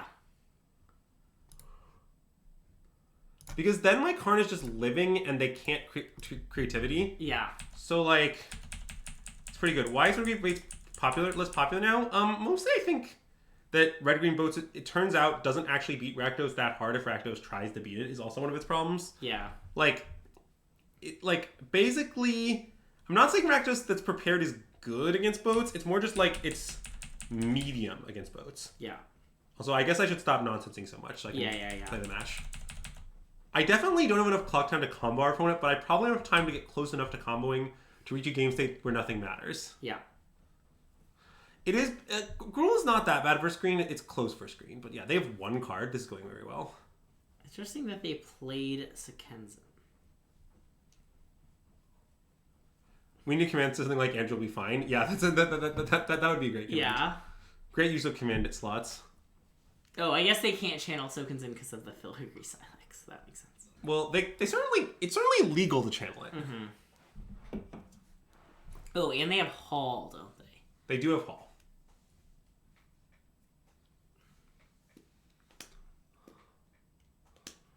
What is this?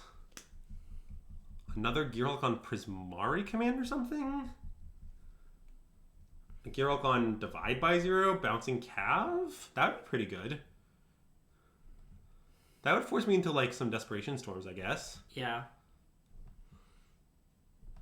Maybe I should have gotten Tormod's Crypt? That seems maniacal.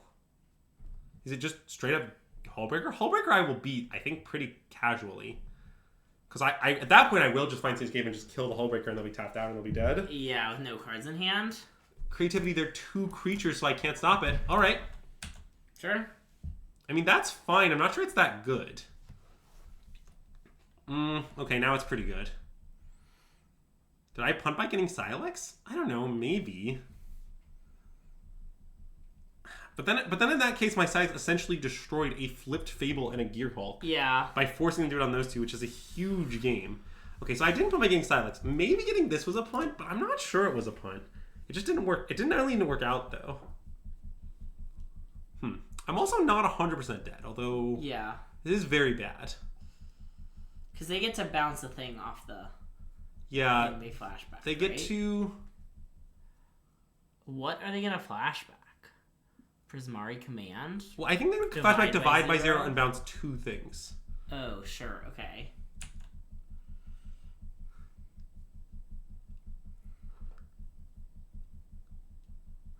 Any big takeaways from Valencia? Bouncing Karn. What's this bouncing? What's this bouncing? Oh, they get environmental sciences. That's a third thing. Oh yeah, that's really bad. That's true.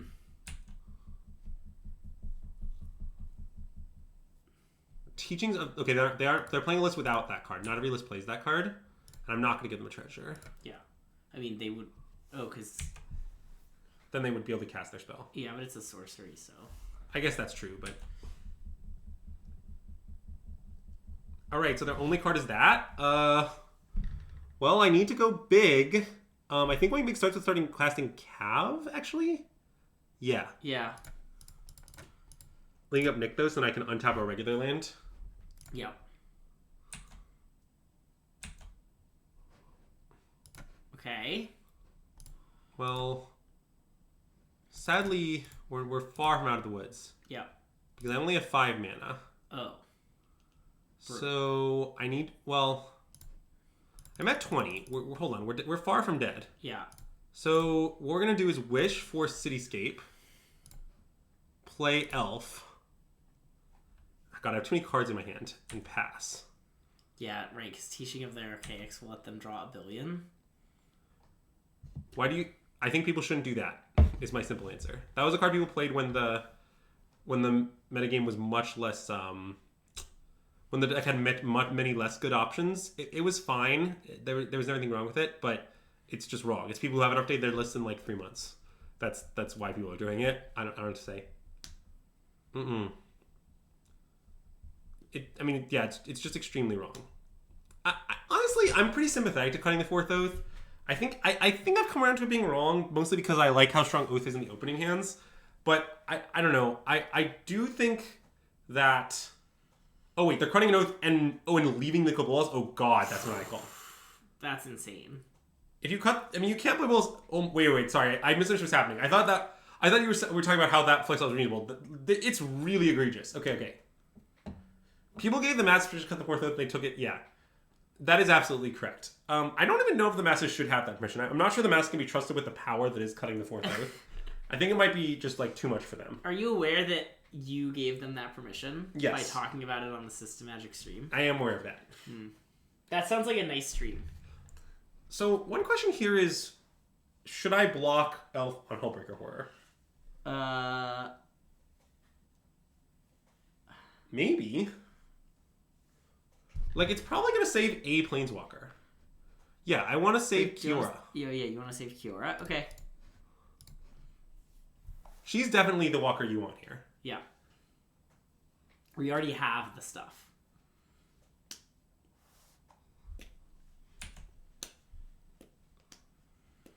They're going to bounce her upkeep or something? I mean, that's fine. They can do that to Karn too, obviously. It doesn't really matter.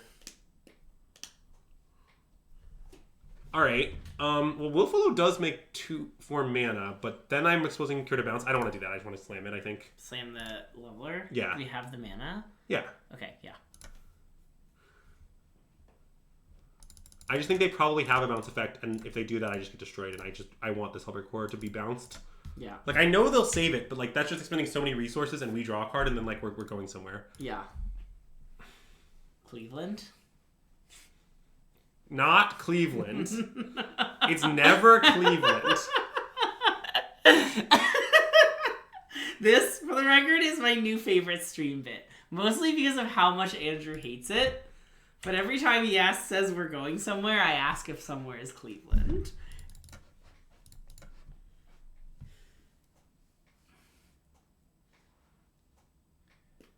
Yeah, I might have won this game if I had not fucked up my stupid Oath on turn 2. Ugh. Wait, that didn't end up costing us. I think it did. But it just meant we had to play Karn instead of Cav. Oh yeah, but we have all these extra wishes, so... I think it cost us a lot. Okay. Unfortunately. I guess you're right. But, you know. Okay, now I'm going to do a lot of stuff. Yeah. Don't worry about it. It'll be fine.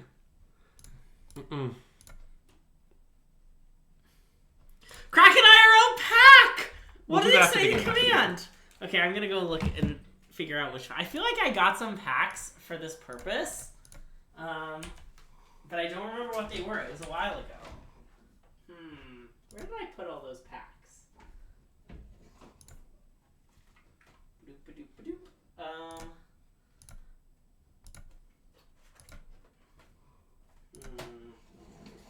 Just expose my really messy closet to stream.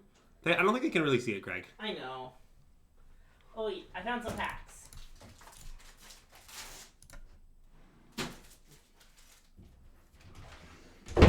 Oh my god. Okay. I'm breaking off insanely heavily with 1 minute on the clock, which is not great. Oh, 2 people redeemed Kraken IRL pack. Let's go.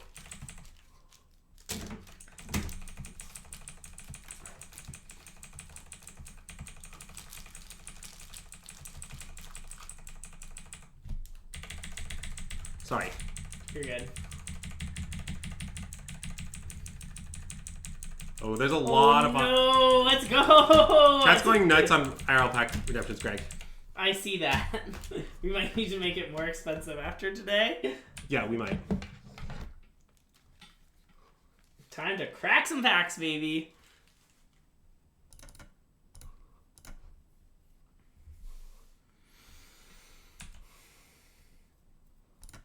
Oh, God. This is lethal, by the way, I think. Although they might have anything. I don't know. Flash this back. Oh, God. 30 seconds. Okay, now I might time out. Jesus Christ. It's getting out of hand.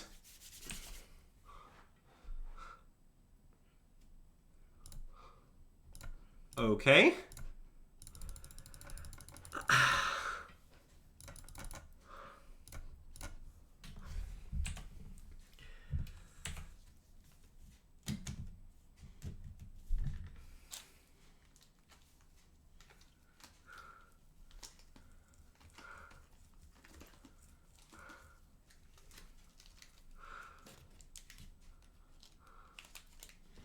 Why does my opponent have all these mystical disputes in their deck? It's pretty weird.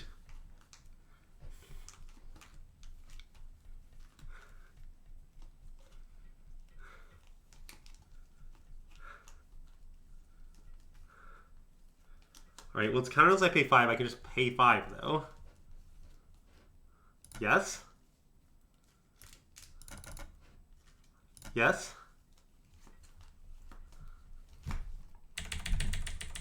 We're gonna hit the bin? Yeah, but I have 9 seconds. Oh, God.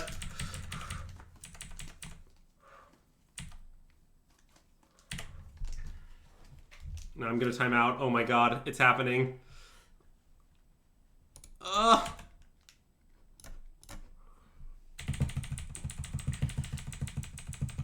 This is enough damage. Oh my God. That's pretty tilting. As I believe I have this game completely won. No. No.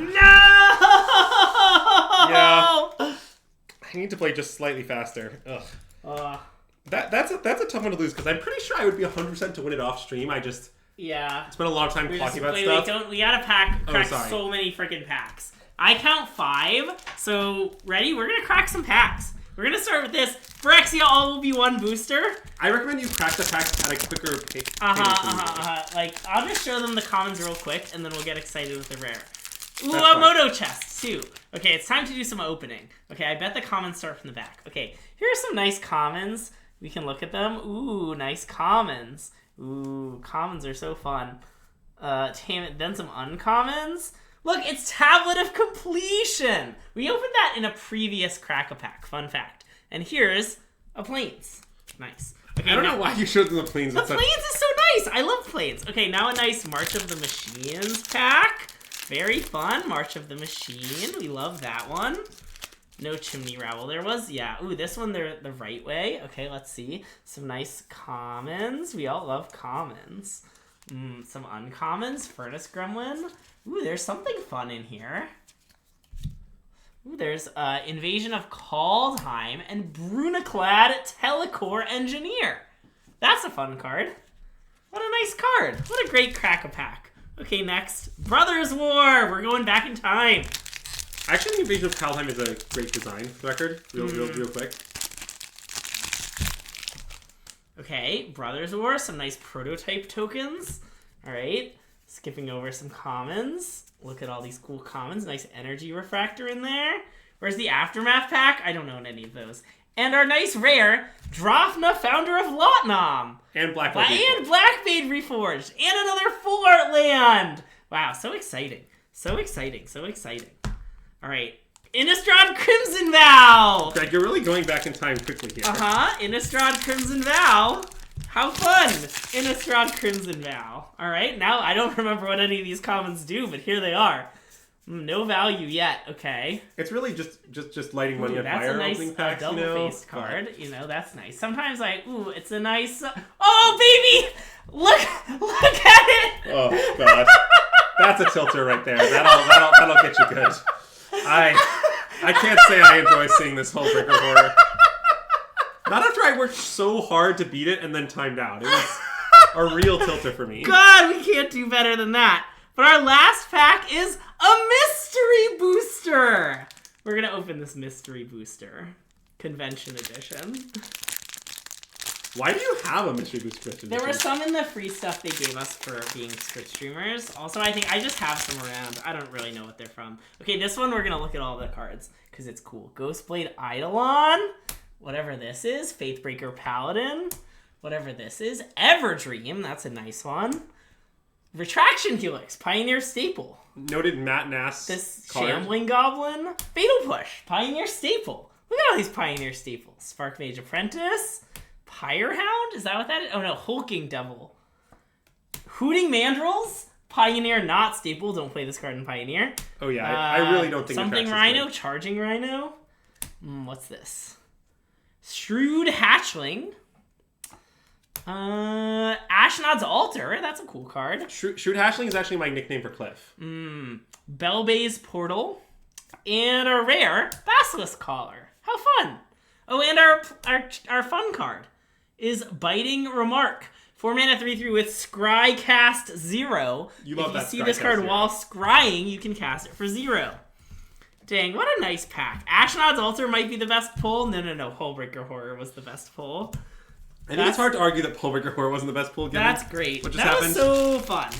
Okay, now you have to open a Moto chest. Alright, I will open a Moto chest. Although I've actually opened Ashnod's Altar is $6. That's pretty nice.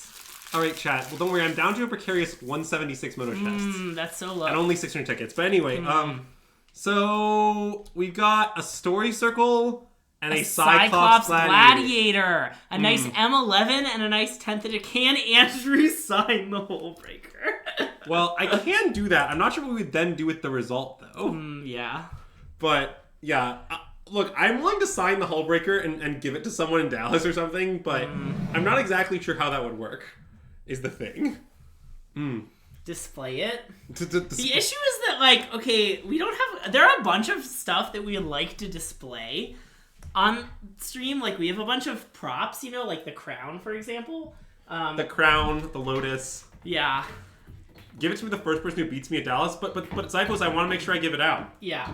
That's a really dangerous plan. I might get stuck with it. Like this crown. Andrew's like cool NRG box that has some cards in it. Well, that's currently in my trophy case, though. Yeah, but if we could have the PT trophy behind us, that would be good. I'm willing to move my trophy case to the basement if we. Yeah, it's just if we purchase some sort of trophy case. Yeah. We need a floating display case that is exists at this level. At rock paper scissors, yeah. You know how much I love rock paper scissors, Andrew. Yes. Notably, Greg is a big fan of a quote rousing game of rock paper scissors, but it's got to be rousing. Don't yeah, get none it to of be this non-rousing. boring bullshit. Ugh, that's awful. Wow, a lot of viewers went away when we cracked all those packs. Well, yeah, the viewers don't want to see you crack packs. They sure do. They asked for it. Thanks for sticking around. Did we get rated? I feel like we got a bunch of people. I don't know, but maybe I missed something, but maybe. The noise hasn't been playing when people subscribe, so if you subscribe... If you subscribe and Greg misses it, then, it's fine. Just let us know, and then Greg will act like he didn't miss it. Yeah. Oh, wait, I can even see... Hold on, I actually have the power to see this. I need the thing about Hullbreaker Horror is that... Oh, hey, Rami, thanks for the follow. Good time to do that when I did the thing. Very little points to absolutely tank the viewership. Yeah. Well, the issue is, it's Jabberwocky. Well, this is Logan, and Logan famously is playing Red Black Sack. Okay. And this hand is, I think, a keep against Red Black Sack. It's not amazing, but... Oh, rip the Celtics. Did the Celtics lose? Someone was texting me about basketball, and I didn't know anything. See, the thing about Red Black Stack matchup is, they have all these fatal pushes and cleans and stuff, which means, I don't know, Wolf Willow's great, kind of like Red Black. Yeah. And obviously Old Control's not the best in the matchup because they can claim it and cleanly answer it, but that's okay. If there's an open place in the Cabal, can I have it? I think it's open to specifically not Greg. Dang. How about notable role player Derek Davis?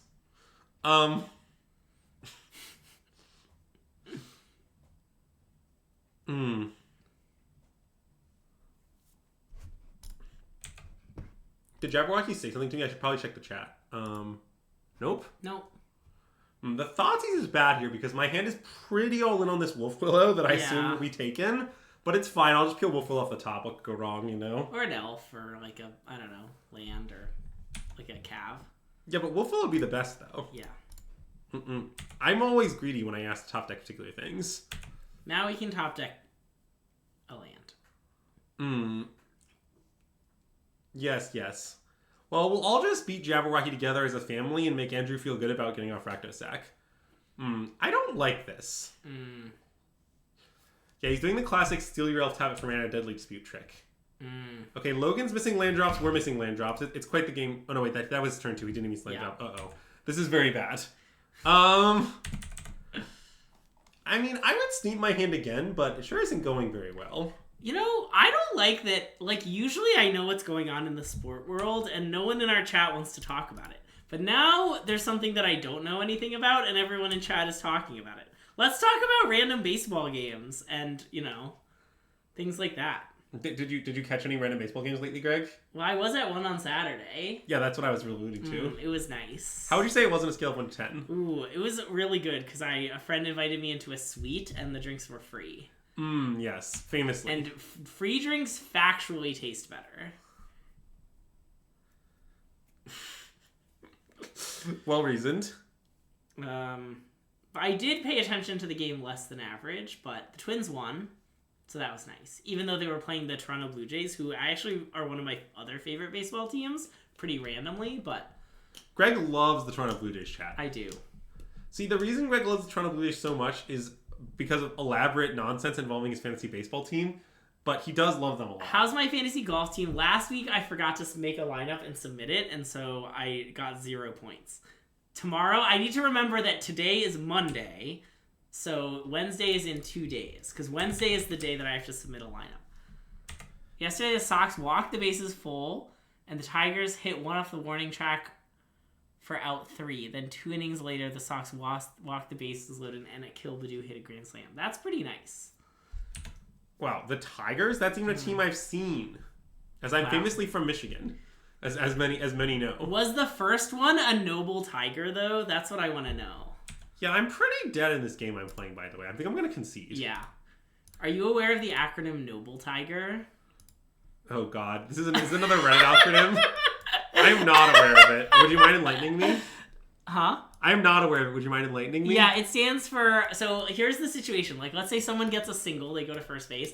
Then the next person gets a single, they go to first base. Runner on first makes it all the way to third. Next person walks, so it's fully bases loaded. And then there are 3 straight strikeouts. That's a noble tiger. It stands for no outs, bases loading, ending with the team unable to get the easy run. That's an unhinged acronym. No outs, bases loaded, ending with the team unable to get an easy run. So, And the with is just doesn't get a letter because, I love Noble Tigers. so against Sack, I like to board in some answers to Devil. And I'm currently unsure if I should board in all but Skyboat or straight up all of them. But A being that Karn is pretty good against them, like, in of itself, so you don't always need kind of the best Wish targets access. But killing Maiden Devil is still pretty important. So, like, I think this is sane. You definitely want to cut this before anything else. Because you don't want to let them take the Olgo Troll to kill your walkers. So, what if I had one? Would I board it in? Yes. I do board in one in this matchup when I have one. Team with inability. I see. Ending with... I'll try this. Mostly because I haven't tried it that much. Boarding in all of them and just, like, accepting Karn will be good enough. But Second path, we haven't been doing that against Red Black Mid. I have become skeptical on all Citadel over Elf things. Because basically I've just found that in games where I cut elves, I then want to wish for Citadel, at which point I ask myself what I'm actually doing by accomplishing this. I'm aware that enable is not a word, but it's fine. Neither is Noble Tiger. Well, Noble and Tiger are both famously words, Greg. Do you know what a two plan is? Oh, I know what a two plan is. Nice. You should know. Greg has told me, Dag and I, a frequent topic conversation between the two of us is nonsense baseball acronyms. Yeah. Now you might ask. Sorry. Go ahead. I was just going to inform chat that a two plan is when a runner is thrown out on the bases like a nincompoop. Yeah, see. And if you don't want a two plan, you have to not be a nincompoop.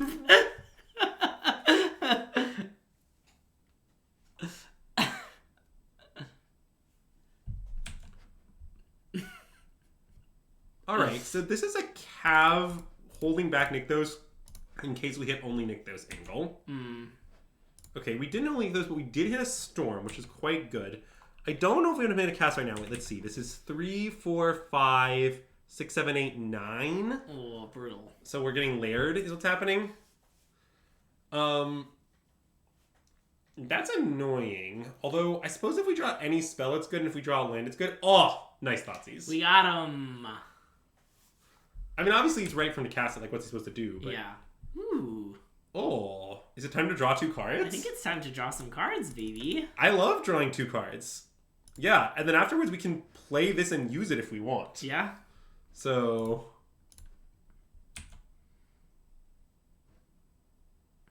Okay, let's play Oath. Nice.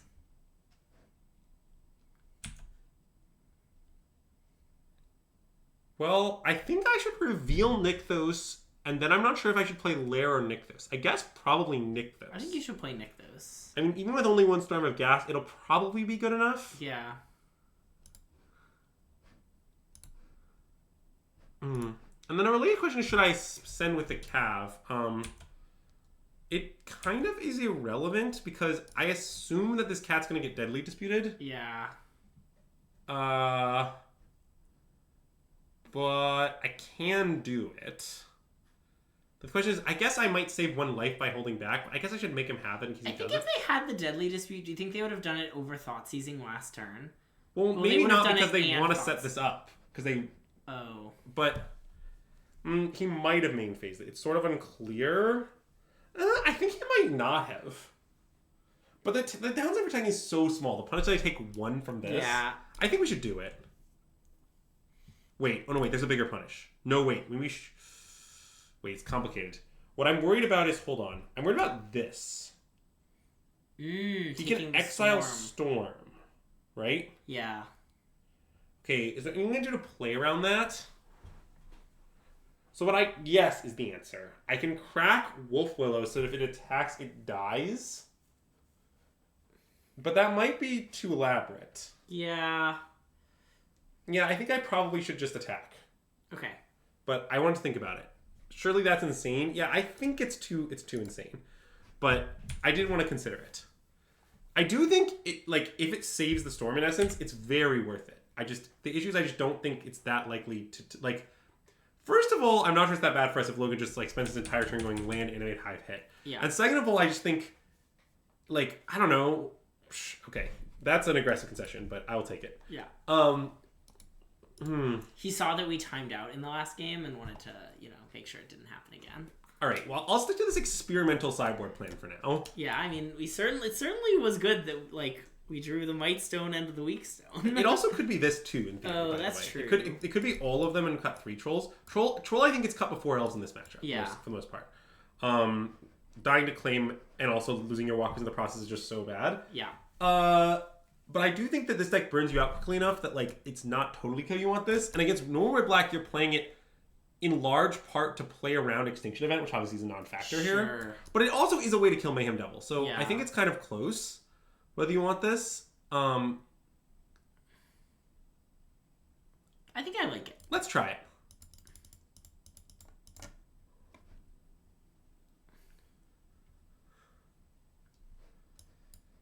This hand is very not good.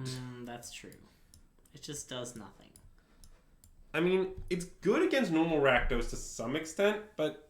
Oh, God. You just died a normal Rakdos, right? I mean, I think I should just mulligan. Yeah. Mostly because Sack is even more of an aggro deck than normal Rakdos, so, hands like this are worse, and hands that just, do the normal stuff are better. Yeah. I mean, it's true that Karn is one of the best cards in the matchup, and this hand has 2 of them, so it's Thoughtseize proof. Yeah. But just, I just think we're going to lose to them just, having a normal draw is the issue. I think we should maul. Okay. Okay. Tuck this and call it a day, I think. I mean, Sure. it's a little... Wait, it's actually a little awkward to tuck the green source. But tucking Nykthos is insane. Let's tuck this. No, tuck the green source. Also, I would like to state that Jabberwocky isn't boarding currently the way he said he would board in this matchup. Uh-huh. And I know this because I spent a lot of time talking about red-black Sack with Jabberwocky. So I'd like to state he's just changing his sideboard plan just for me, as far as I can tell. Well, how did Jabberwocky say he was going to sideboard in this matchup? He said he was going to board in 2 Furnace Rains and cut Unlucky Witnesses and not board in Duress, I think. Is Boseiju better than the Force? I think it's actually pretty wrong to keep Boseiju, because if you draw the second Boseiju, you're really sad. And based on your opening hand, you kind of know you're going to play the land. This actually comes up a lot. Anytime when you're pretty sure you're going to play this land, you should just keep the Forest over the Boseiju, because the risk of drawing second Boseiju is so high. Obviously, sometimes you're not sure you're going to play it all, and then keeping Boseiju because you might use a spell is fine. But when you have 3 lands, you should just tuck the Boseiju. And it's not that the risk is so high, but the punish if it happens is so bad. Or yeah, the risk is so high. Well, yeah, the unlikely risk is devastating. Yeah, is the right description.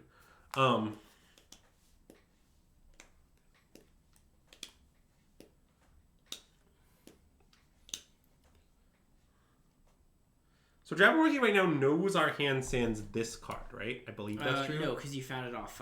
He knows our entire hand. Yes. All right. Good to know. So he knows these are our cards. I think it's often good to track cards your opponents know. In IRL, I'd flip them upside down. Yeah, I've been playing competitive Magic a while. This is not a trick I knew.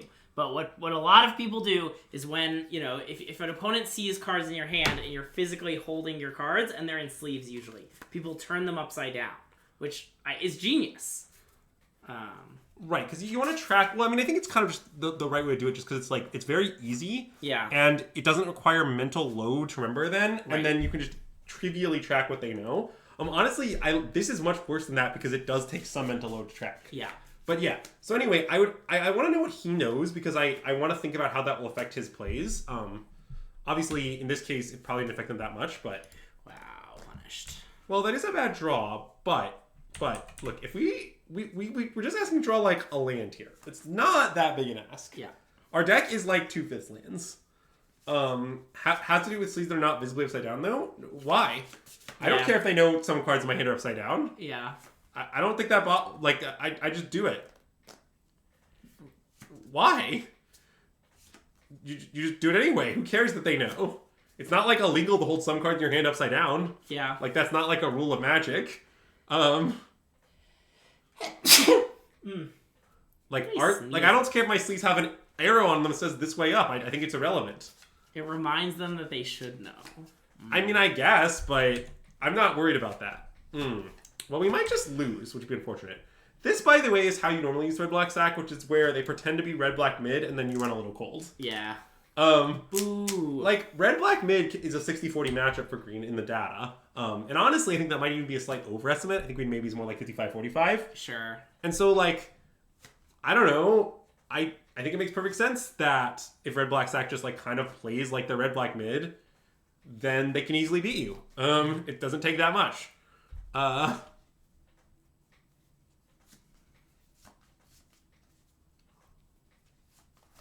Well, when people write... okay.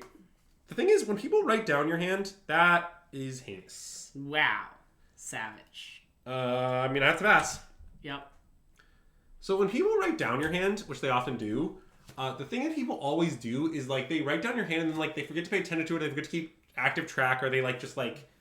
They actually feel like it actually isn't that high value. Like, people usually screw it up in some various way. I'm at 4. Well, I'm Omega dead. Uh-huh. That's unlucky. Who do you think should replace you on the wall? Yeah, that's a good question. I'm gonna vote for MSJ. He likes stock green a lot more than you do. That's true.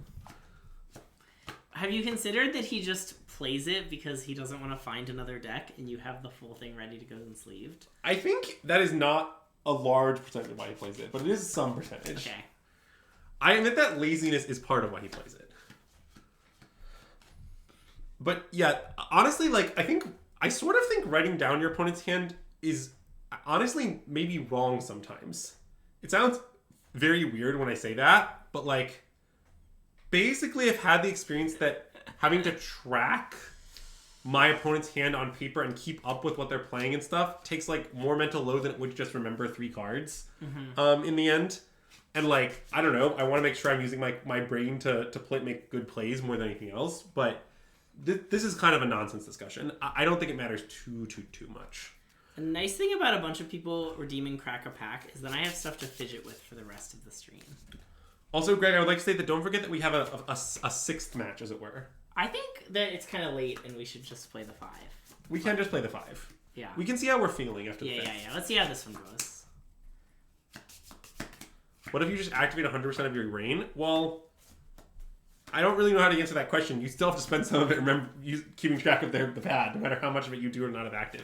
Also, you should know that claims that humans only use N% of your brain or whatever are complete bullshit. That's silly. Yeah. And in fact, humans use all their brain because, like, I don't know, think it from evolutionary perspective. Like, you wouldn't just, like, be like, oh yeah, I'm gonna evolve this, like, really complex thinking organ, and then, like, most of it is just for show. Also, isn't the point of that stat that, like, at any given point, you're only using 5% of your brain? Because, like, I don't know, you're, like, certain, I don't know. I don't know what I'm talking about. I want to be clear. But, like, certain parts of your brain are good at certain tasks. Like, I don't know, I have an ability to, like, swim, but I'm not using those skills at the moment now. You know? Or is that not where the stats... I thought that's where, like... I think the stat is so made up, I'm not sure it has a justification as reasonable as you're giving it credit for right now. Okay. But... I think it is sometimes reasonable to think about the thing you're talking about, Bowman. That one bad movie really did perpetuate that myth. Oh, man. I would like to state that I know the movie in question, and I think it's merely mid. Wow. So, anyway, we're talking about Limitless, right? Oh, I thought we were talking about, like, Lucy or whatever. Oh, Lucy I have worse things to say about. Yeah, but Limitless I think is mid. Okay. I did not see Limitless, but I have seen Lucy. There are a lot of movies worse than Limitless. It's not great. It's like a solid 4 out of 10. Okay. Anyway. So it's a 7? Wow. So, I think I should mulligan this hand in the dark. It's really unfortunate because the RC I would know what I'm playing against, and, like, against Blue-White or Rakdos, this is a snap keep. Yeah. But, like, in the dark, this is a mull in most matchups. I think I have to mull. Like, it's not that interesting. So. Well, that's unlucky. I guess we're going to 5. 5. Greg, you're supposed to chant that to make our opponent mull to 5. 5. Nice. I do. The answer to the question, do I remember cards at the bottom of my library, is occasionally, but I just think, how to describe this? Yes, in order to play Magic 100% optimally, sometimes knowing the cards at the bottom of the library is nice. On the other hand, I think realistically, the amount of percentage you're gaining by doing it is very small. So, like, sometimes I'm making a critical decision, and I remember, like, oh yeah, I bottomed these things this many turns ago, I should make a slightly different play. Like, that definitely comes up. But I also think more often than not, I'm just like, I don't really remember exactly what I bought. I'm not going to worry about it. I'll just make the percentage play. Yeah. And I think that, like, you shouldn't try to get so focused on playing 100% optimally that you end up letting very small factors cause you to not make decisions that are importantly to get right, sort of. I don't know if that makes sense. Let me try again. Getting most things in Magic wrong doesn't matter. Magic's more about getting the important things right. That's perhaps a better phrasing. I think that's a really good perspective. Yeah. So, like, my wisdom on this topic is just, like, you shouldn't really necessarily try to do it all right just because that isn't actually realistic. It's probably dangerous to that. Yeah. They might have made Next Shark Typhoon. I don't think they good. do. It's pretty weird, but I'm not going to attack into it. Yeah, I'm not going to... I agree there's some equity in doing it, but I also wouldn't do it. Yeah, my current strategy is I don't write anything down that I bottom. I don't do any tracking. If occasionally it comes to me that it matters, I let it affect my play, but I don't stress. And that's mostly what I recommend. So Kens and girls push attacking, that's true, yeah. That's a good example. Well, to be clear, I'm not saying I never write down hands. I think writing down hands is overrated. I think in practice what I do is I sometimes write down hands, and I write down hands if it's like enough cards that I think that the cognitive load of memorizing would be high. Like, I'm not gonna look if my opponent gives me 7 cards I need to write down, I'll write them down. But like if it's like 2, I'm just like, all right, they have Fatal Push and Thoughtseize, go, or whatever. Like, I just don't stress about it. And look, this is Pioneer, so they always have Fatal Push and Thoughtseize. You know? Yeah. Good ones. Yeah, good choices. Yeah, the Thoughtseize is in their hand because I'm hellbent they're waiting to away to Fable. You know, the Fable I presented a good target for in 3 turns, etc. Your Told card enters the exile zone, huh? There sure is a 4 called Told card entering the exile zone. So our creative one is 2 cards, and their hand is badish, right? Yeah, but one of they might have Behold. We just saw a creativity player with the card Behold the Multiverse. Well, sure, but like, what does that imply about our play? I guess I don't know. Well, I mean, okay, here's some things it could imply. I mean, Karn plus on the treasure is a little tempting. Yeah. What I don't like about it is if our opponent isn't that far from being able to kill the Karn, I guess they're not. They'll probably just make disappear it. I think getting Crypt is pretty maniacal, given that like it seems like they didn't have anything last turn. Like, yeah. Like, if our what are we proposing exactly here? Because last turn all they did was cast Environmental Sciences, play a land, and pass. So they could have just straight up creativity us, right? They didn't even have red. So they don't have creativity. I guess they could have had Gear Hulk, but no 6th land, maybe? I mean, they also might have Make Disappear, is a related thing. But I'm sort of inclined to wish for Darksteel Citadel. Because my hand is just juiced. Yeah. I mean, I think I should play Karn. I don't know which ability mode I should use that resolves, but I don't think baiting them is the play. Even though there's a decent chance they make disappear, I just really want Citadel sooner rather than later if they have it. Yeah. And I also want to make them use it versus like letting them spend it on this stuff if they just have nothing, which I think is pretty plausible. Oh, also, them foretelling they could be the All-Runs Epiphany turns deck. How does that work again? What's the... Oh, Chandra is the cute part.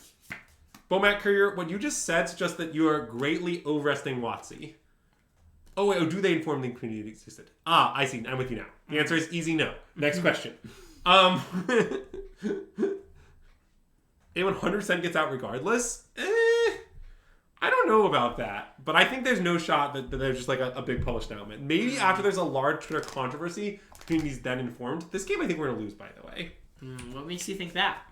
The game state. That's good. That's a good reason. I don't know. We're so ahead. No chance that every developer that ever sees the code chains keeps their mouth shut?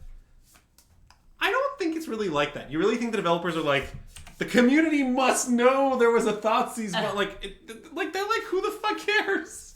I go to work and I write code for WotC. Like, I'm not that, like, it's not that big a deal. Like I just think, as an official software developer, I would like to state that I just don't care that much. And I think modeling all the WotC being like, the community must know. It's like, come on. They just want their paycheck, you know? I know. Is that true of people who work for WotC, though? It's less true of them. Okay, we're dead. Nice.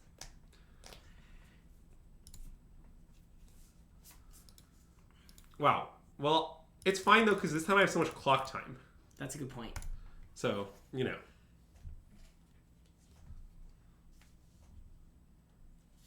Wow, you have 3 friends that are developers like WotC? Wow.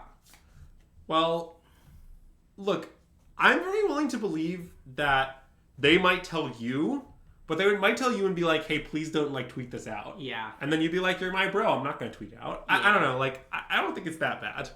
But,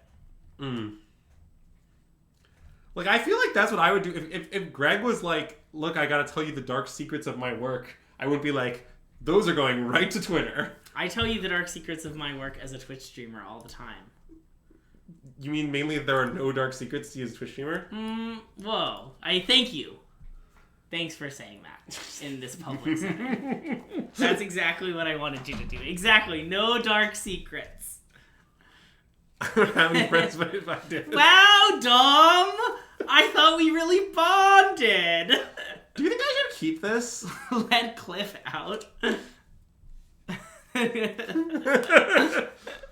This, I think, is quite a close one. I would definitely keep it in matchups where I don't have Fiery Impulse, but, like, I don't know. This deck has, like, I think a typical list has, like, 4 Impulse and, like, 2 to 3 Spike Fields.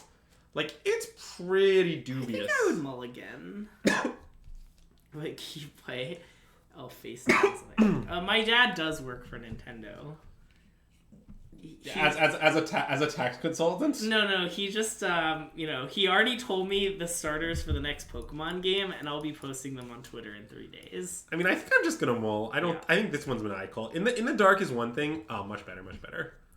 He confirmed that in the next Pokemon game, they're switching the types of the starters. They're gonna be fighting Psychic Dark like everyone wanted.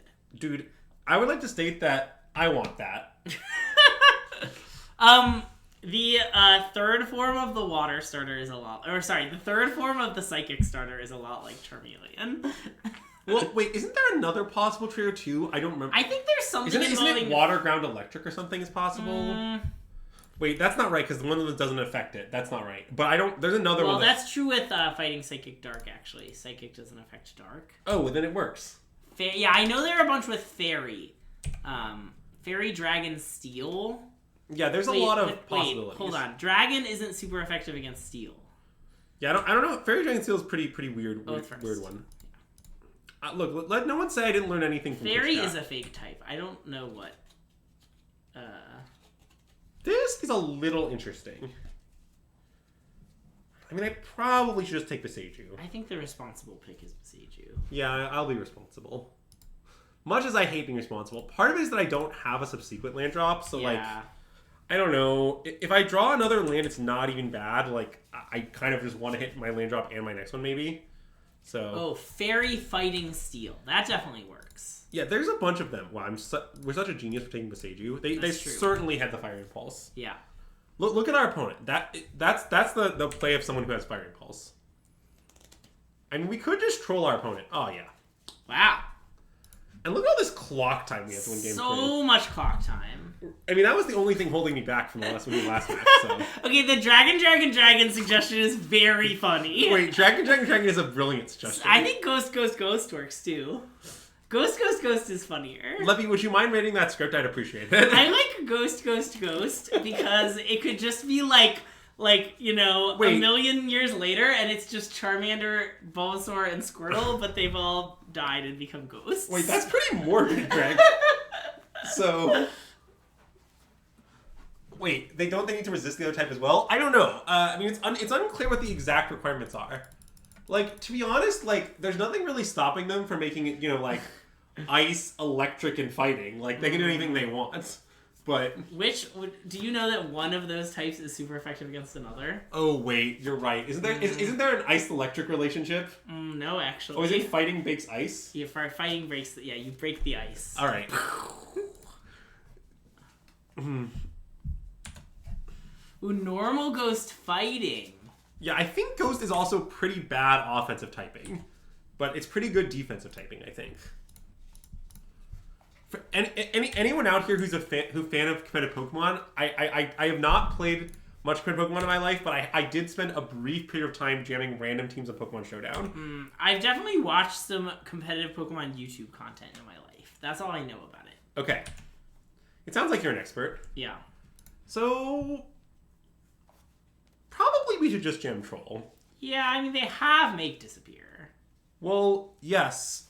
Given that they make disappear, I think we should jam Troll. yes. Nice. Like, isn't this the one we want them to counter? Is kind of my argument. Because then we get to double spell next turn. Oh! And if it resolves, it resolves. Whoa, it's there. I didn't expect it to be there. Oh, heart gold. That takes me back. Anyway, yeah, I honestly really enjoyed Pokemon games growing up, but I have not played much of them in recent years, as Greg can attest. That's true. I can't attest. When Scarlet Violet came out, I did think that we could stream it on an Anything Goes day. Wait, what if we had Karn Plus on the treasure? Oh shit. Oh wait, we could leave out Beseiju. Maybe I should have thought about but I don't. Wait, I kind of think we should just jam everything. I kind of think we should just be fearless. Okay, so wait, what are we playing now? I want to just play Karn because... Wait, can... No, not play Karn. Play Troll. Okay. Because, like, I think we can just beat Gearhulk Opus. Gearhulk Opus. Okay, you're right. Fine. And I'm just going to start beating them down with Trolls, like, fast clock, make them have shit. Yeah, because they've, like, had nothing all game, it makes me really think they have. I mean, maybe we can't, but I don't know.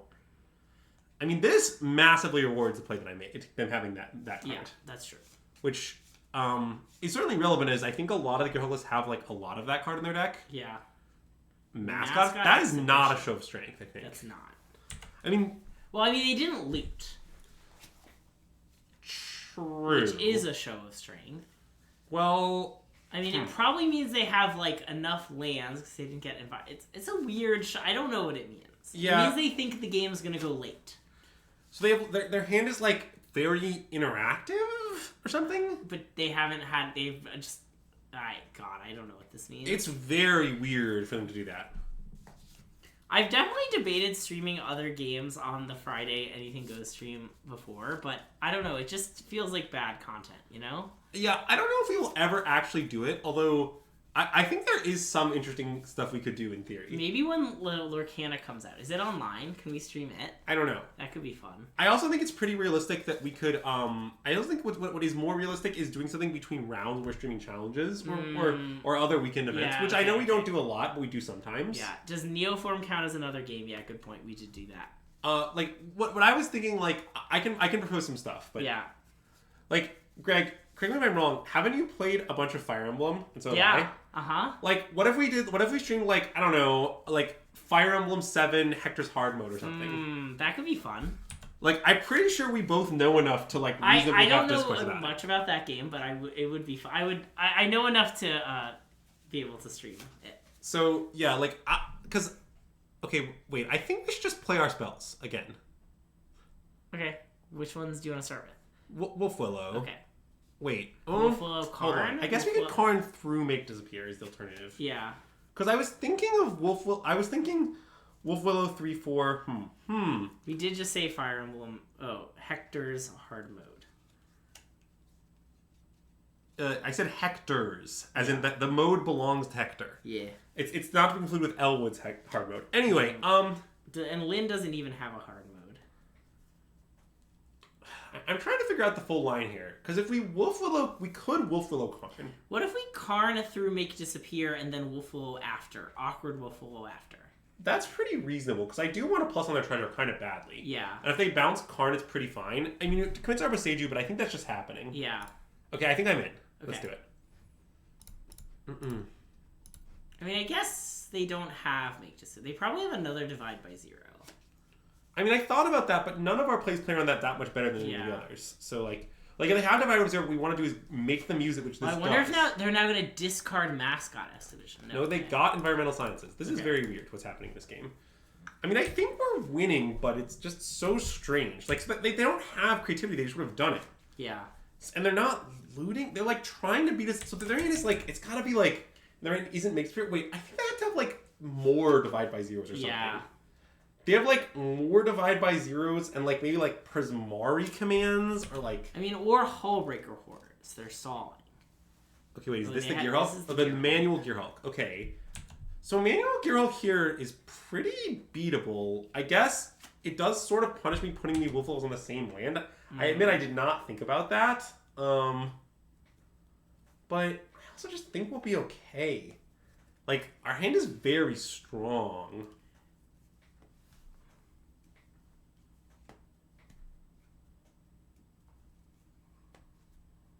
Yeah, Natty Gearhulk does make sense, to be clear. It definitely makes sense. But I still don't understand what their other, like, 2 cards are. The 2 cards that aren't lessons. Yeah. Like, one of them being Natty Gearhulk is very logical. Do they kill Elf or tap it? I think they should definitely kill Elf, tap the Tri-land, and tap Troll is what I think our opponent should do. Why Maybe- tap Troll? Maybe... Oh, no, wait. I guess they don't need to really tap Troll. I mean, because it threatens to block the... Oh, okay.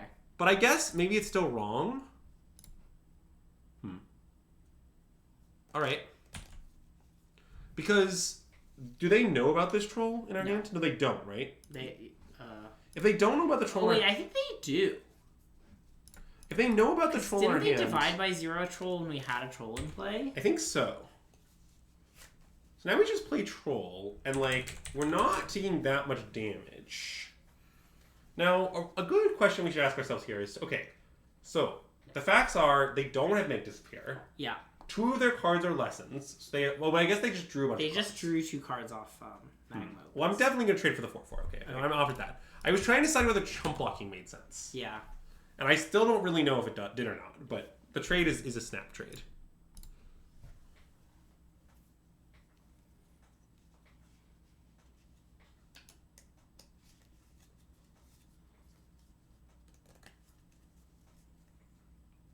And I think my intent is to play Cav next turn for like a lot of reasons.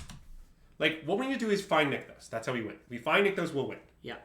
Cav plays our Make Despair, which they now are allowed to have again. Yeah. And if it resolves, then it's the one we actually most want to resolve. That's true. So I think there's very little reason not to play Cav. Yeah. As far as you know, 3 of 5 Gearhulks have seen Pioneer play. Well, the green one definitely has, as a wish target in the old green lists. That's true. Let's see. The black Gearhulk, I think, may have actually also seen play in a weird Traverse Shell. Yeah. I don't know if Cataclysmic has. That's the I don't one. think red one has. Oh, red one's weird. Red one's weird and bad, I think. Yeah.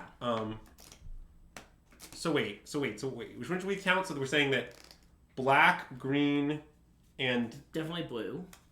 and blue. So those 3. White in the green-white Karn deck. Oh, I've seen that, but ugh. Also, as far as the green Gearhulk goes in standard, wait. Okay, so now another classic should we block situation. It's not a great block. 3, 4, 5, 6, 7. We have 8 mana anyway. Does the 9th mana even do anything for us? Not really. No. I mean, I guess they kill Mystic and have Make Disappear, but they don't have Make Disappear. I think we just take it. Yeah. I mean, they've seen a lot of cards again, but I know. Oh, right, because they beheld the multiverse. yes, but I think this is still the play. They one top, one bottomed, which means nothing, basically. And we have to keep keeping in mind that 2 of their cards are freaking lessons, and They therefore might garbage. just slam Mascot Exhibition here. That's a really poor play, because they Yeah. know we have Karn. That's true. Like, we'll snap off Karn Ratchet Bomb, and Yeah. they won't really be anywhere. Combustible certainly cast in a weird mono red devotion deck with Karn. Huh. Okay. I mean, okay. All 5 have definitely been cast in Pioneer tournaments before. That I guarantee you. Yeah, I think the claiming weight is closer to like in a wait, black and red are the ones you're not sure about. I'm certain black has seen play. In fact, I think it was in some of the Traverse lists. Yeah. Like Sultai Delirium was like a tier 1.5 deck for a while. Like back when it had Uro, yeah. Yeah. Like I think that list just played one. Oh, I'm right that they've all seen play. Yeah. All right, so You wish Verdacious Gearhulk was a top I 15 artist. think I should jam Storm at this point. Because it still plays our Make Disappear. We can't really play around pay 4. And we actually know a bunch of their cards, so their hand actually isn't that good. They have 3 unknowns. Yeah. Like, I don't know, man. Their 3 unknowns could easily just be bad.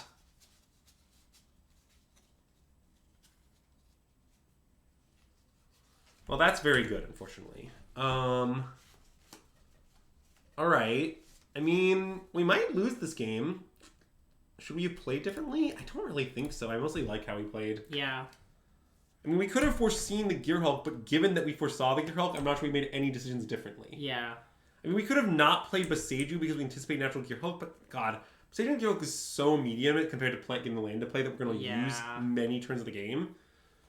I don't know.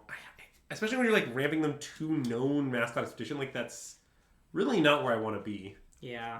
So I think I mostly like how we played, is my conclusion from this.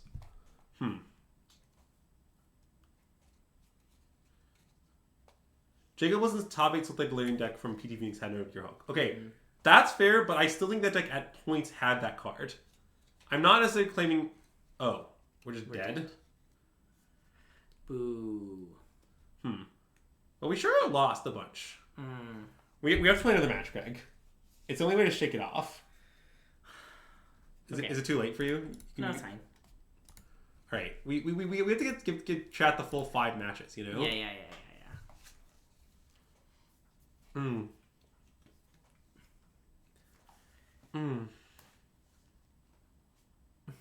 no, Kraken IRL pack was redeemed. Good thing I have all these IRL packs! Don't go anywhere!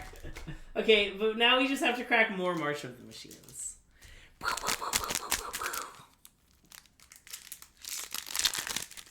I'm going to play Green Dallas. I'm pretty sure. Nothing will sway me. Clear heart, full cards, can't lose. Okay, here's this March of the Machine pack. Again, here are some nice commons. Some nice commons and uncommons. At some point, I'll see a double face card. Ooh, there it is. I can see the back. Okay, now we can look at the interesting ones. Invasion of Kylem. Doomscar Warrior, a nice green card. That's probably the pick. Tetsuko Umezawa Fugitive. Full Art Island. Nice. Thanks for redeeming Crack a Pack. I hope you enjoyed your pack. Buy set boosters for cracking. I have bought none of these boosters. I am going to mulligan this hand. This is a hand, by the way, that I actually discussed a lot with various people. I think it's not that far from being keep on the play, but on the draw it's a snapball. Okay. Oh, there was a preening champ. Did you know that? When you said...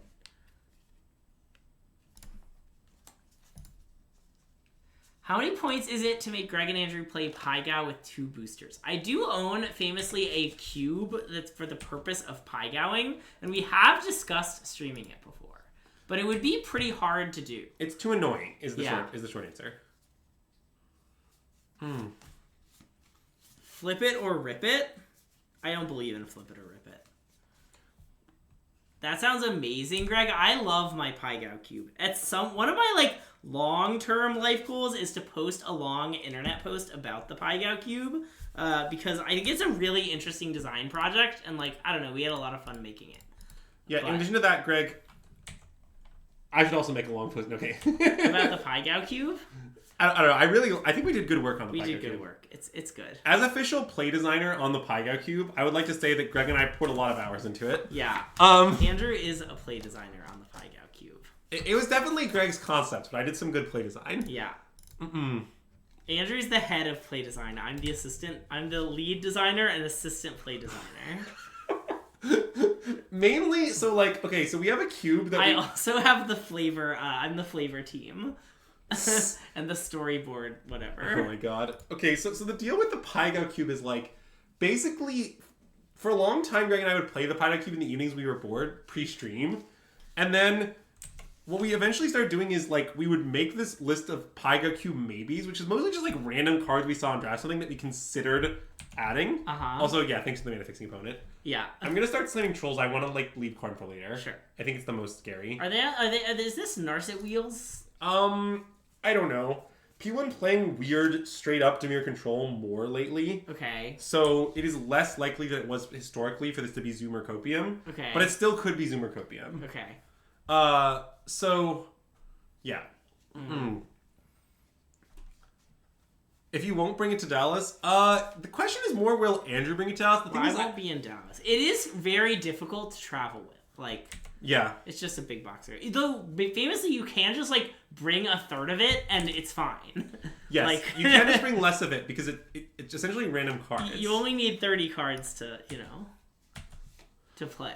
Alright, so, chat, I'm gonna need to beseech the chat for help here a moment. Is anyone up on the latest lists of this deck that we're playing against, Blue-Black Control? Specifically, does anyone know if they play Shadow's Verdict still? Because I think like I should play Old Control if they don't play Shadow's Verdict, but I should play Karn if they do play Shadow's Verdict. I see. Usually one copy. Alright, I've never played around one of them in my life. Yeah, that's insane. Slam it. See, by the way, chat, this is a funny phenomenon that people often talk about. They often talk about, like, I'll put one copy of this card in my deck list, and then open deck list, I'll have to play around it, and I'll teach them a lesson. And my response to that is, look, nobody good has ever played around a one-of. Can you wait, I would like to comment that you always say that you love playing one-ups in open deck list tournaments. You just like exploiting people who do that silly things? Yes, that's correct. Nice, okay. That's very ruthless of you. And yes, they did cast the card Supreme Will. I think strong players do not ultimately play very much for one-ofs. I actually think if you want to get a strong player, what you should do is play two of a weird card, because then they won't play around it because it's two of, and then you'll have it sometimes. Yeah, that's a good point. So anyway, let's start by attacking, shall we? Yeah. What I like about that is they might then have 4 less life points. Strong players play Supreme Will. Well, that is not true. Who is the non-Supreme Will? 3 Meathook Massacres. Classic. I think I should play Oath, most likely. I want to nick those pretty badly. Okay. But, like, I get that it could not work out. Yeah. I just, like... Yeah, I like Oath. If we like, brick on lands and also brick on, like, 3-drop threats, then I guess good beats is kind of the way I feel. But, like, come on. Yeah, I'm just going to take land. Okay. And then I'm going to cast Karn. Nice. That's my intent here. And so, by the way, what I'm doing here is just talk about, like, kind of the macro plan here. I'm exchanging my cards for counterspells, but after each exchange, my opponent takes 4. So, like, in the long run, either they'll run out of counterspells or they'll be deceased to troll. Yeah. Like, these exchanges aren't bad for me because they take 4 each time. What are you going to do with this Karn? Yeah, I haven't really got that far, honestly. I really didn't think it would resolve. Yeah, me neither. I mean, we wish for some Val. Like a chariot? Ooh, that's some Val. Wait, this is a great Chariot Wish, I think. Incoming Shark? Dude, if they want to make a 4/4 Shark, that's their business. Yeah, I think we should wish for Chariot. I think that's a great wish. I mean, in all seriousness, like, what? Our opponent's going to make a 4/4 Shark, attack Karn down, and go to 4? I mean, deal. Like, am I actually going to lose to that? I don't think so. I mean, maybe if they have good follow-up, it's, like, obviously not impossible, but I'm not that Also, why scared. did we want Nykthos so bad when they just have Field sitting there? Well, I thought even just, like, one turn Nykthos might be pretty significant. Yeah. Because it, like, lets us force things through the soft counters, which I assume they have a bunch of. Yeah. I don't know their list. In the long run, we're all dead. I mean, not me, Azax. My spirit will live on. Oops, you have a doctor appointment in 7 hours. I would suggest going to bed. Good night. You should consider going to your doctor's appointment, is what I would suggest.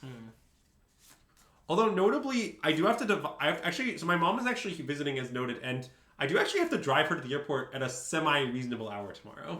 I see. Not, like, that reasonable, but semi-reasonable. Yeah, it's roughly... I have to do it at roughly 10:30 a.m. Which for me is hideously early, let's be honest. I'm going to attack with Troll. Love it. If Chad is wondering, I do not keep what would be known as reasonable hours. How scared are we of 5/5 Shark here? Not? Well, if they play 5/5 Shark, I get to resolve whatever I want. Yeah. I feel like that's pretty okay.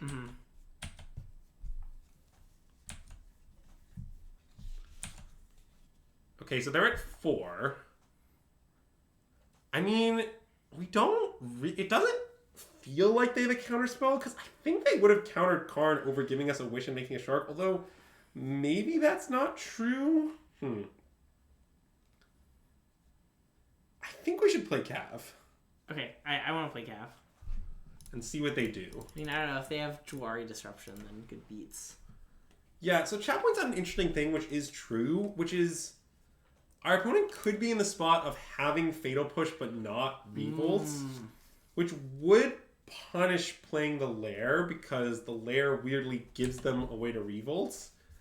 I'm not sure how likely I think that is, but it is interesting. I mean, it's weird though that like Lair is lethal. Like that makes. Well, they have field, so like the Lair is not. Oh, sure. Okay. That's the whole point of it. It gives them revolt off. Right. Okay. So, I see the argument for not playing it. I mean, what's tough about that is more that like, well, we have 6 lands and Cityscape Leveler in our hand, so like. I don't know, like, if they Fatal Push our Troll, we're on 7 mana, and if we draw top deck a land, we cast Uncounterable Destroy the Shark, and if they counter it, we can swing back with a lethal creature from the yard. Yeah. It seems like if we get to 8 mana, we basically instantly win. So, I guess what I'm saying is I think we should likely play it. I like it. But it is an interesting note, and I don't think it's unlikely that one of their cards Fatal Push. I think that's a good insight to have here. I think the farther insight you should have here is, okay, let's say I put a Fatal Push in my opponent's hand. Given that, should I play Lair? And I think the answer is just still yes. They play Cling? Oh god. Look, man, I don't know what our opponent's playing. They could just play any card. Like, they could play the 4 of Spades. Look, it resolved. Now I'm gonna play get Nykthos and play Lair and give them a nice choice. Yeah. To quote the classic song from the animated Lord of the Rings movie, choice of evils, yours to choose, retreat. Sorry, can you say that sentence again? To quote the classic song from the animated Lord of the Rings movie, Greg. It has songs? Yeah, of course it has songs. The actual text has many songs. That's just being true source material. What do you think we should sack here? It's pretty interesting, actually, right? Yeah. Like, Troll going on a land is very good. I guess Troll going on land is Troll. too good. I think Troll, easy Troll. Also the Fatal Push thing. They just have a second one. Wow, they got us! I mean, now like, I feel great about sacking Troll, though. Do you feel like you've been got? Oh yeah, Cav, they would make a shuffle. That's a good point. Well, Cav, they would also just exile the Cav with Queen's Vest. I mean, we didn't know that, obviously, but it turns out. Okay, so they're going for that one, which leaves me the Lethal Lair. This is probably the right play for our opponent, given they know against known trade in hand, but yeah. I also don't mind it too much. Now, they can flashback Cling to gain life, certainly. Can we get a... Could you show the card Cling to Dust for those of us who don't know what it does? For a chat, I see. Okay. Yeah, just in case any people in the chat, people named Greg, any subset of those people. Who can say which subset? Yeah. I couldn't say which subset. What do you think they were tapping 6 mana for? 6 blue mana. Hard cast Shark Typhoon. They're dead! I apparently just called it. Are there any... They're not just dead, are they? They're at 7. Oh, they're at 7. I forgot they gained life. But did you like my called shot, though? Yeah. I love your called shot. Well, anyway, do you want to kill this? Yeah. Ooh, you want to attack first? Oh, that's reasonable. I mean, this Telegrass, we have an expensive spell, so I'm not sure how much equity it really gains, but it does seem correct. I just want them to not have all the information when they make their block. So, on the subject of hard-casting Shark Typhoon, by the way, dude, people just freaking love hard-casting Shark Typhoon, and it's right so infrequently. It's not right never. Again, I think on our recent Blue-White stream, we did it, and it was right. Yeah. Then we did it and it was wrong, but let's not worry about that. Sure. But like 99% of the time, when you have Shark Typhoon and a lot of mana, you should just like pass the turn, leave all your interaction, and on their end step, if they do nothing, make a big shark and draw a card. Yeah. Like you don't need to mess around with this. Yeah. Okay, Bomat, about early tips for making a Pygow cube. First of all, it's a Pygow cube. Start with any pile of cards. You can play Pygow with it and see how it goes. Some things, I mean, I really like, quote, like, build-arounds. Think, like, if you control an artifact, this creature gets +4/+4. That's, like, a really fun Pygow card, because, like, then you get to search your pack for an artifact and decide, oh, my artifact doesn't really go with this. Is it worth putting it to give my creature +4/+4? Like, that kind of thing's really real.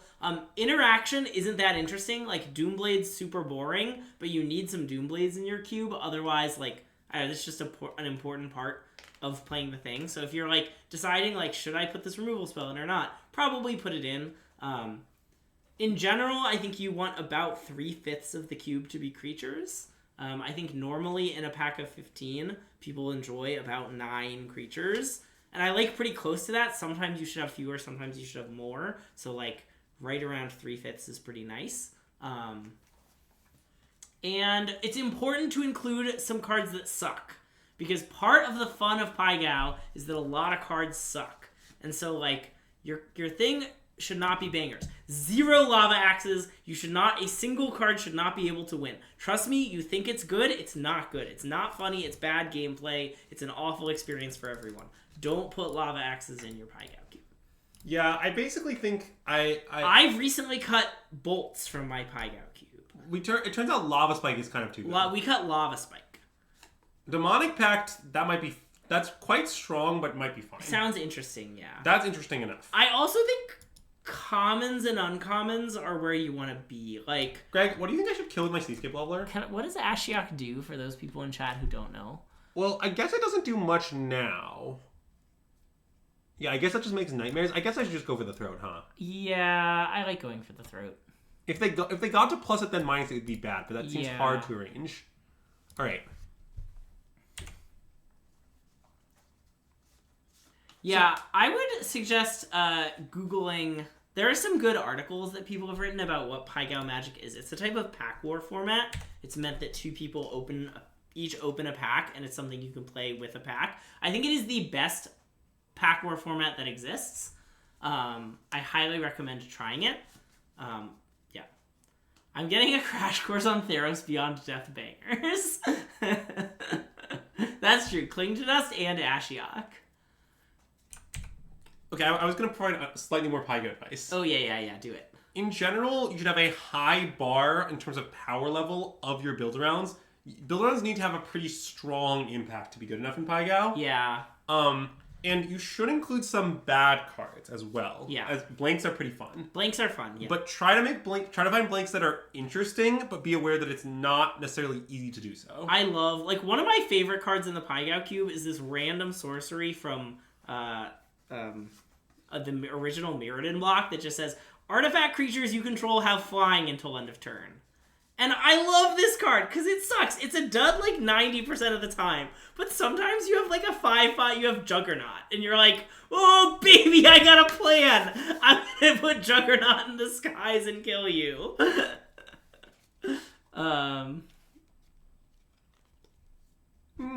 Yeah. Yeah, yeah.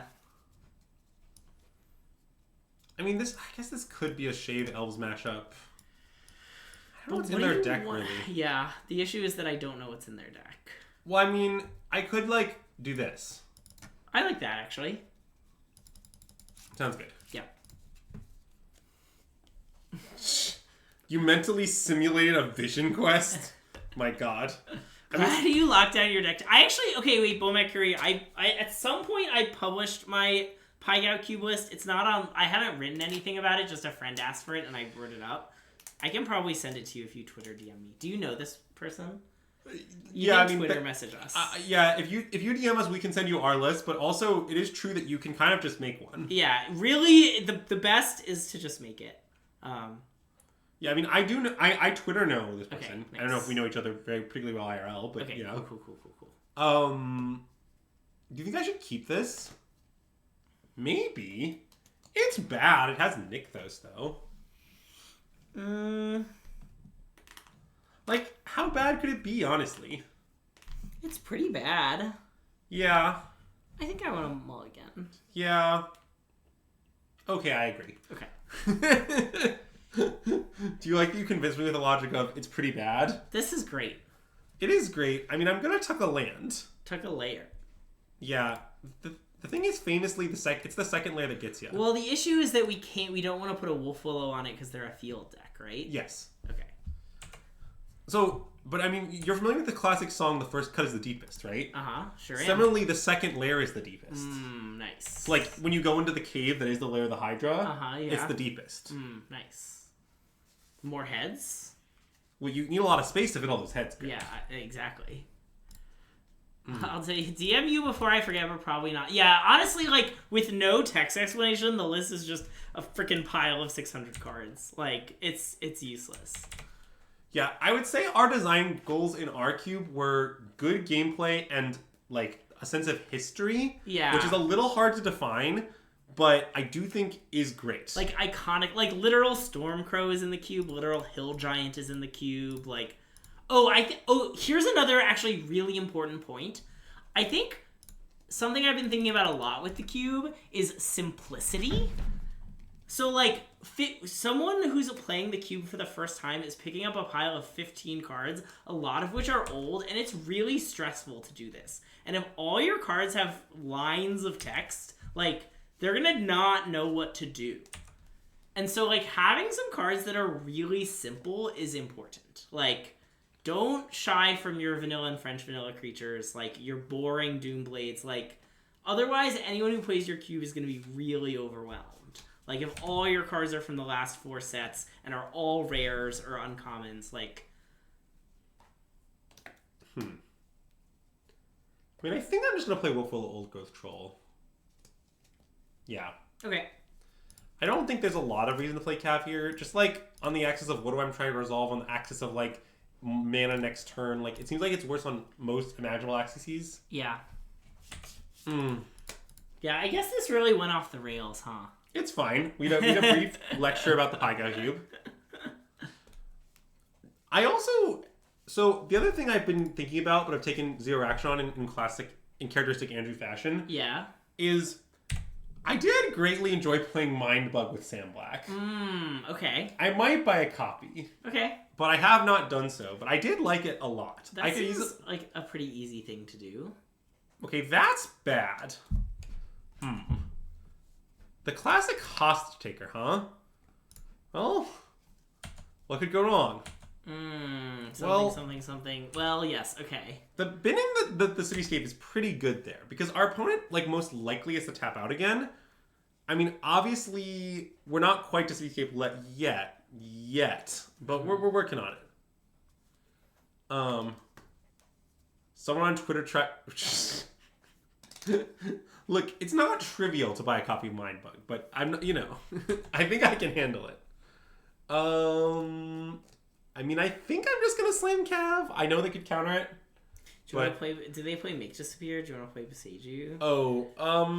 I don't know, but we probably should. I think we should play it. Mostly, I guess we could find the other Besage. That would be bad. Wait, we can play on that trivially. Oh, yeah. Nice. Well, I mean, sort of. You did it. We played around it. Mindbug is not a Magic card, Bewolter. It is a game. It is quite a good game, as far as I can tell, having played ones of games. One game. Ones of games. Ones of games, nice.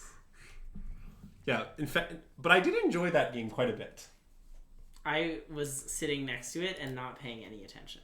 But can you confirm that I enjoyed it quite a bit? Current game Magic the Gathering. Does MTGBot just say that constantly? Oh no, our bug report has been submitted. Dimir Spybug is not the type of Pygow build around I would suggest because, like, no cards surveil. Like, you want, like, the best build arounds are, like, common creature types and common card types, like, or colors. Like, ooh, Greg. Cityscape? Let's do it. Get back our troll. Like, a card that's like 3/3. If you control a white creature, it's a 4/4. That card's awesome. They cling to dust our Cityscape response? Savage! I mean, I guess on the plus side they take 5. Nice. And I guess on the further plus side we might be hideously winning. Because now our opponent has a choice between clinging our Storm... Wait, 2 storms. Now our opponent's in trouble. Because we have 2 storms, it's pretty hard to stop us from flashing them back. It's not impossible, but it's pretty hard. Okay, Bomet, that's true. There are more Surveil cards than there used to be. Don't put them in your Pygow cube, because Surveil doesn't do anything. Yeah, what I would say is, like, because you're trying to keep complexity to a reasonable level, we have generally found that cards with excess words are, for the most part, straight up disqualifying. Yeah.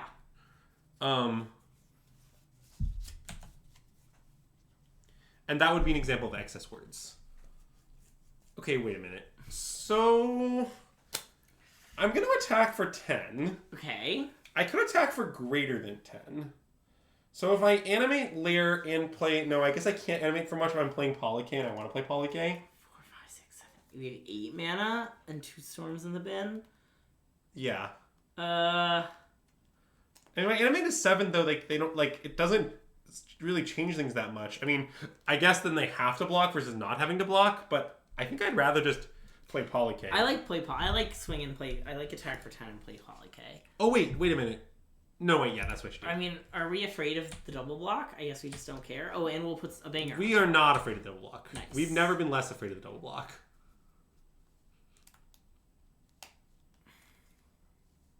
I don't think I'm going to hold Polyk as Distinction Event. Mostly because it sounds like we don't think our opponent's playing the card's Distinction Event. I think I'll kill Troll because it's bigger. I like Kill Troll because it's bigger. I don't think weird scenarios in which they bounce Hostage are particularly likely. Yeah. It's not impossible or anything. I'm going to put Storm on top, I think. I love Storm on top. Could be Karn on top. Storm seems better. Yeah. I guess it could be Nykthos. I don't think it is, but it could be.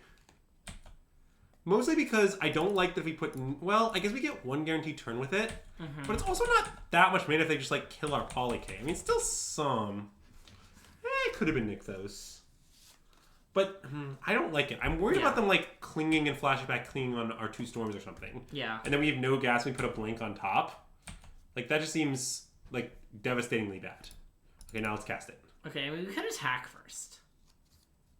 Never mind. It's not lethal. I don't think that makes sense. Storm. What if we just find a Nykthos in a land, for example, which would be bad, but not unheard of? Yeah, okay, like actually like this, honestly. Yeah. And now I might just untap my land and fire up the Lair. I haven't played a land yet? I'll take a land. I think... Well, I also could flip this, but I think I want to fire up the Lair. Yeah, I don't want them to kill it in response. Yeah, me neither. Whereas if we do this, it seems like we're just in a good spot no matter what they do, pretty much. So, I like this. Using the classic Polyk Lair combo without flip Polyk. What kind of a rare do you include BioCube? The answer is, like, we tend to include cards mostly irrespective of their rarity, but while trying to achieve our other goals, one of which is complexity. So, like, it's a pretty eclectic set of rares, I think. I think the rarity in a Pygow cube pack in my cube is pretty close to the rarity in a normal pack. I think about 1 in 15 cards is rare or higher. I think about 3 in 15 cards are uncommon, and I think about 10 are common. Wait, is it time to discuss one of my favorite cards in Greg's Pygow cube?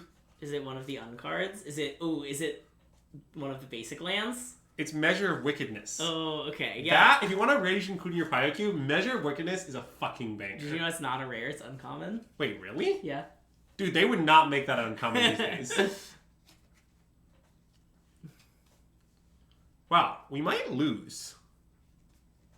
We haven't lost, but this is very bad. I do appreciate how many people had to write exclamation point card Measure of Wickedness, because it's a weird one. You telling me it's an uncommon is shocking to my psyche. Uh-huh. They would never print that. I can't describe how much they wouldn't print that uncommon these days. Another favorite card in the Pygow cube is the card Double Dip. Double Dip is a banger. Confirmed banger. I am doing this over firing up the Lair, but yeah, I expect them to bounce it, probably, but then I can recast it, actually.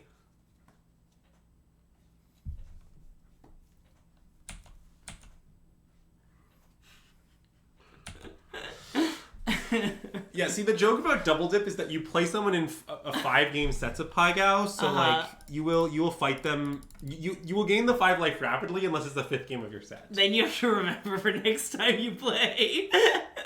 That part of it is not my favorite, but it is pretty rare. Yeah. Are they scrying or they have a response? I bet they considered into another. Oh, they can cling. That is bad. I'm still not dead, but it is quite bad for me.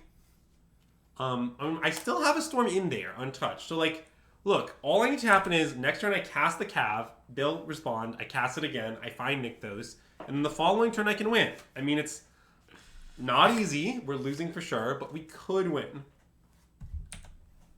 Measure of Wickedness is a cycle? What else is in the cycle? Wait, it's a cycle? That's insane. Yeah, they named Karn, but I don't think it really matters because they can just bounce the layer. Wait, right? can't they not? Return target non-land permanent. I still don't want to go for it. I feel like they wouldn't have made that play if they had nothing. That's just like an unhinged thing to do. Yeah. Oh, the cycle of double dip. Yeah, none of the rest of the cycle is good in the Pai Gow Cube, unfortunately. Wait. You want to do this? I want to play layer. I want to do layer. I want to go for it. Wait, but like, you're saying there's someone that had Pithing Needle, they saw the land on the table, and they were like, I have no response to this, I have no response to this layer, but, fuck it. Well, they have nothing. I just don't believe, that makes so little sense. I don't believe that. I just don't think we're winning by slamming calves into, like, they're just going to cling to dust. They can't cling to this thing where they have no graveyard. Oh, they have no graveyard. Oh, slam it. If our opponent have cards for it to cling again, I would not make this play. For the record, Sekensen Renegade is also in the Pai Gow Cube.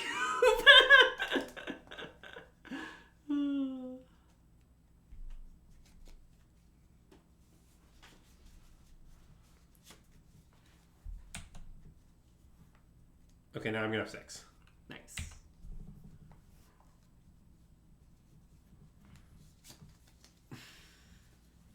Do not respect them? I mean, look, maybe I should have just fired up the layer the very first turn and, like, just been like, maybe our opponent made the worst play of all time. That seems so unreasonable to me that our opponent would do that. Yeah, I mean, Scryfall Function Tagger seems like a great... I don't know what that means. I mean, I also know what it means. Wow. I do appreciate that there have been a lot of nonsense redemptions today, and I'm here for it. The Summit Crown is now on. Well, that is a blank I drew. Okay, well, now we're dead on board. We can go for it. Nice. You should go for it for more.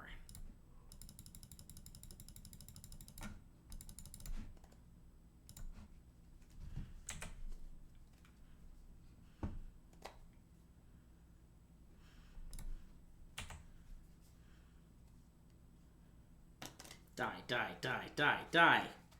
No! Dang. I see. Okay. Oh wait, I should keep the crown on. I have to take my headphones out, which apparently aren't working. So. Did we unplug them by accident or something? No, I checked. All right.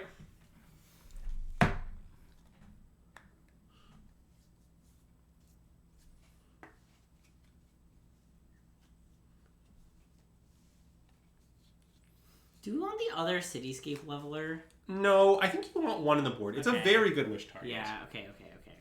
Like, I get that, like, yeah, drawing it is good and milling over it is good, but yeah. Also, the value of milling over it is reduced with risk cling, too. That's true. Good so I think we definitely want one we can wish for. Okay. One reason, honestly, is to beat Hullbreaker Horror. Well, yeah.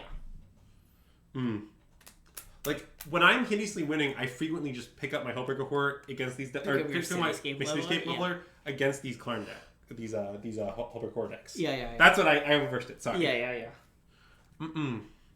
Yeah, I think my favorite cards in Greg's Pai Gow Cube are Double Dip, Measure of Weakness, Wastes. Oh yeah, there's one of each basic, including Wastes. The Wastes is such a good beat when someone opens the Wastes. I love the Wastes. Gain lands are also good. You should put a full cycle of gain lands in. Just like Blossoming Sands at all. Like... Oh, and then of course Accursed Centaur. That's another one of our best inclusions. Yeah, that's a little extreme, but it's another build around dud. No, it's wonderful. When you get to use a Cursed Centaur, it's really nice.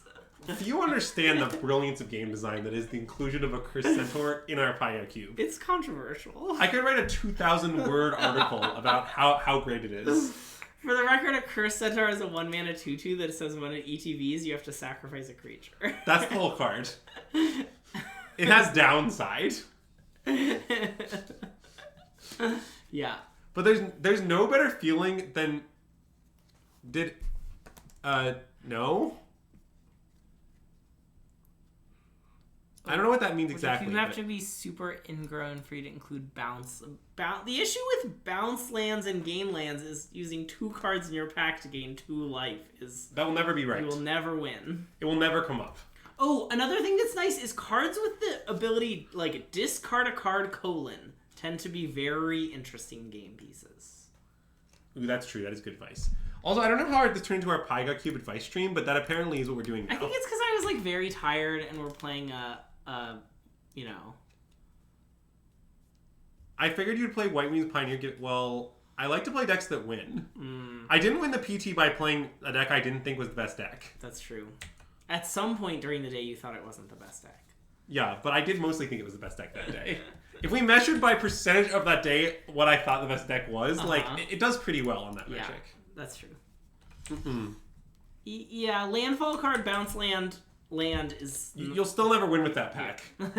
Like, even if you're like what, you're gonna give your guy +2/+2 twice, like, that just isn't worth it. Yeah.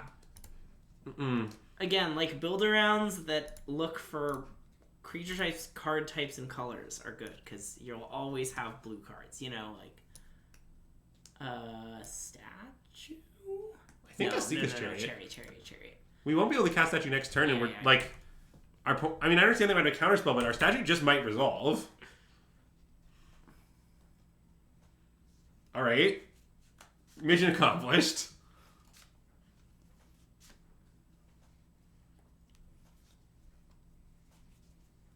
The landfall creature that I like a lot is the 5/5 Defender that says when you play land, it loses Defender.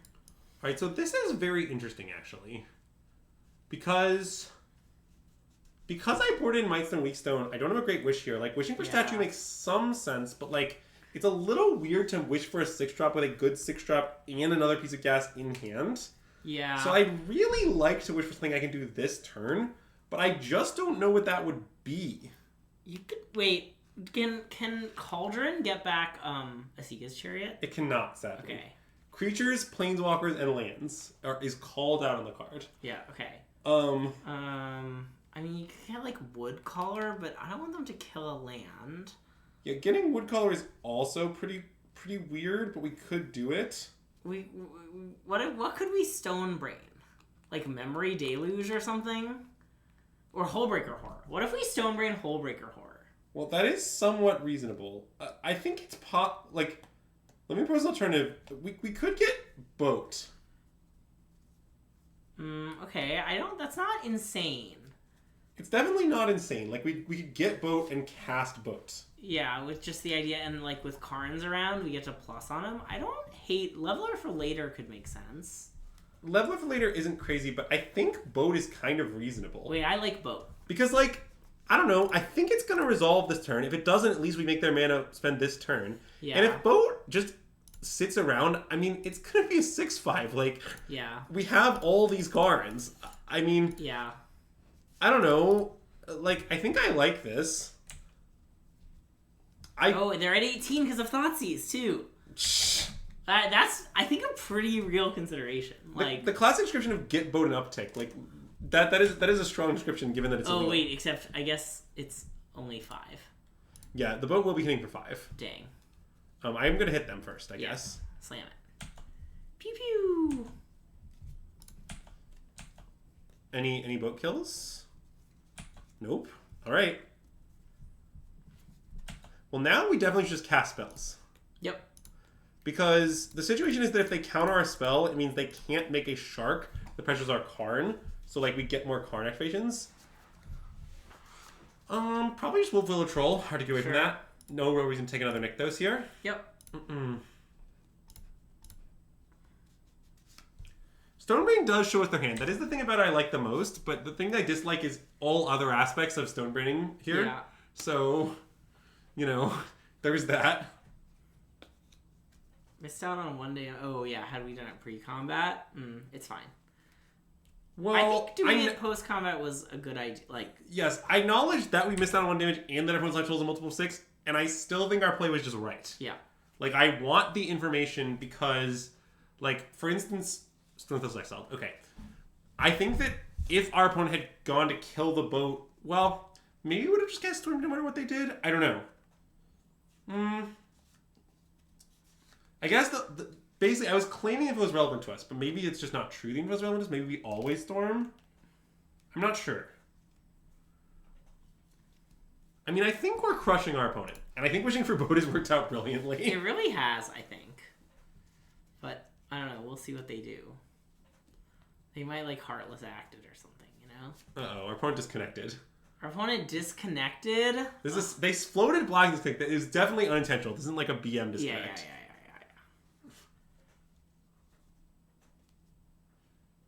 Carnage also explored... Well, I mean, we already exposed some weird sorcery speed sweeper. Yeah. To be fair. Like, if our opponent Extinction Events us, they rejoined the game. They like, had a legitimate issue. That wasn't, like... I don't think this is BM. Like, nobody, like, floats black and then, like, tilt DCs. Yeah. Nice, Masapoig. Happy to hear that. Yeah, so I guess anyone who's playing mono green in Dallas, I'll mention a few quick things here. The most important things are always use all your stuff before you storm. Just trust me, there's some exceptions, but in general, just use everything. And then the second rule is make sure that you know how to mulligan. Mulliganing is very important to a lot of percentage points. And then the Tetratory rule is think about learning a combo. Know that that's 3, it's not 1. Yeah. The order is intentional. I'm going to take Nykthos, and then I'm going to wish for something big. Oh, sure. That makes sense. Love it. I don't know exactly what. Like, maybe Cityscape no target, to be honest, but, you know, maybe Godpharaoh statue is good here. I do like Godpharaoh statue.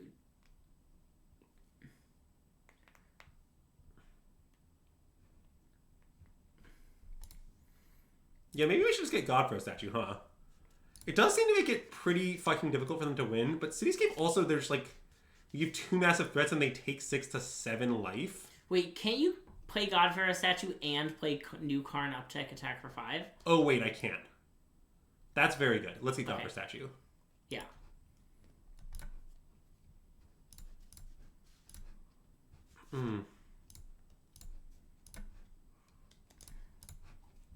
Also Elf, which you didn't say, but we are going to play. Yeah, I knew you knew. And you knew that I knew that you knew. Yes. And now our opponent's at 7, which famously we have on board between statue, boat, and elf. Even while crewing with Karn. Yep. Why is our opponent still playing? Look, I don't know. Well, they're not anymore.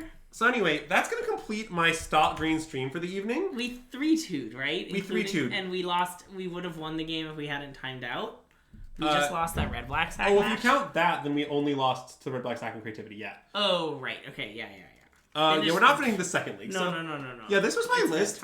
Some minor notes. Seeker's Chariot looked absolutely great that league. Yeah. Absolute banger. This card was also good this league. This league, we were unpunished for the wand thing, despite playing its Hullbreaker Horror millions of times. Yeah. It's really silencing the Hullbreaker Horror wand doubters. I mean, we did lose to Hullbreaker Horror a bunch, but... I'm just saying we never wanted to get wand. Yeah. If I had had one in my sideboard, I wish for it 0 times. I wish for both of these. Yeah. So I did make a case for these two. Also, this card looked fucking good. It really did, yeah. I'm not saying that it was good in this random league, therefore we should play it. Yeah. But insofar as this league provided data, the data is pro main deck level. There was at least one hand that we had to mulligan because we had this random, like... Where, like, had that been the 2-mana Oath of Nissa battle, like, we might have been able to keep that hand. I agree with that. Yeah. But I still think it looked pretty good here. And to be clear, one more argument on the Seascape thing that I always think about that I think is really relevant is, although it's a Storm Mist, which I hate Storm Mists. Unlike every other Storm Mist, it's good when milled off Cav. Right. So the way I think about it is that for every game where you storm and you hit Seascape where you otherwise would have hit a gas hit, there's also a game where you mill into it, where whatever else you would have milled would have no graveyard text, and you have no other biz in the yard. Right. So, like, I think in that sense, the fact that the Storm is the fact that graveyard active cancel out. Yeah. Anyway, that's my mono green take. This is roughly the list I'm going to play in Dallas, even though I have some stuff that's undecided. I could add Wand back, I could cut the Seascape Leveler, but this is what I'm leaning towards right now. I hope everyone enjoyed this stream. Also, if you're looking for more Stock Green content, I think there's a pretty good chance we'll be streaming it on Wednesday of this week, presupposing I do not pull some sort of last minute audible, which I would say is in my range, but I don't think it's I'm definitely in his range. So, yeah.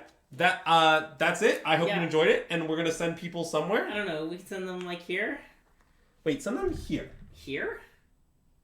Yeah. Okay. Nice. Awesome. Do you know this person, or do you just like... No, based on the description. Okay, nice. Okay, we're gonna send you to Nola Gold's stream, who's streaming some Gruul vehicles in Pioneer. If you're watching on YouTube, thanks for watching on YouTube. Be sure to give the video a like and a subscribe. Any quick thoughts on Portal of Phyrexia before we go? I think 9 is just too much to realistically be good, although I admit there'd be spots where it would be better than Ratchet Bomb against Convoke. I still don't think it's good enough. It's gotten better, still like enough. That's my opinion. Awesome, so that raid should be ready to go, so you should hop in. We'll send you over in about 10 seconds, and then we'll end the stream. So thank you all so much for watching. We'll see you tomorrow for some Limited? Yeah, maybe. Limited! Get hyped for Limited! See you then, Systemagic out.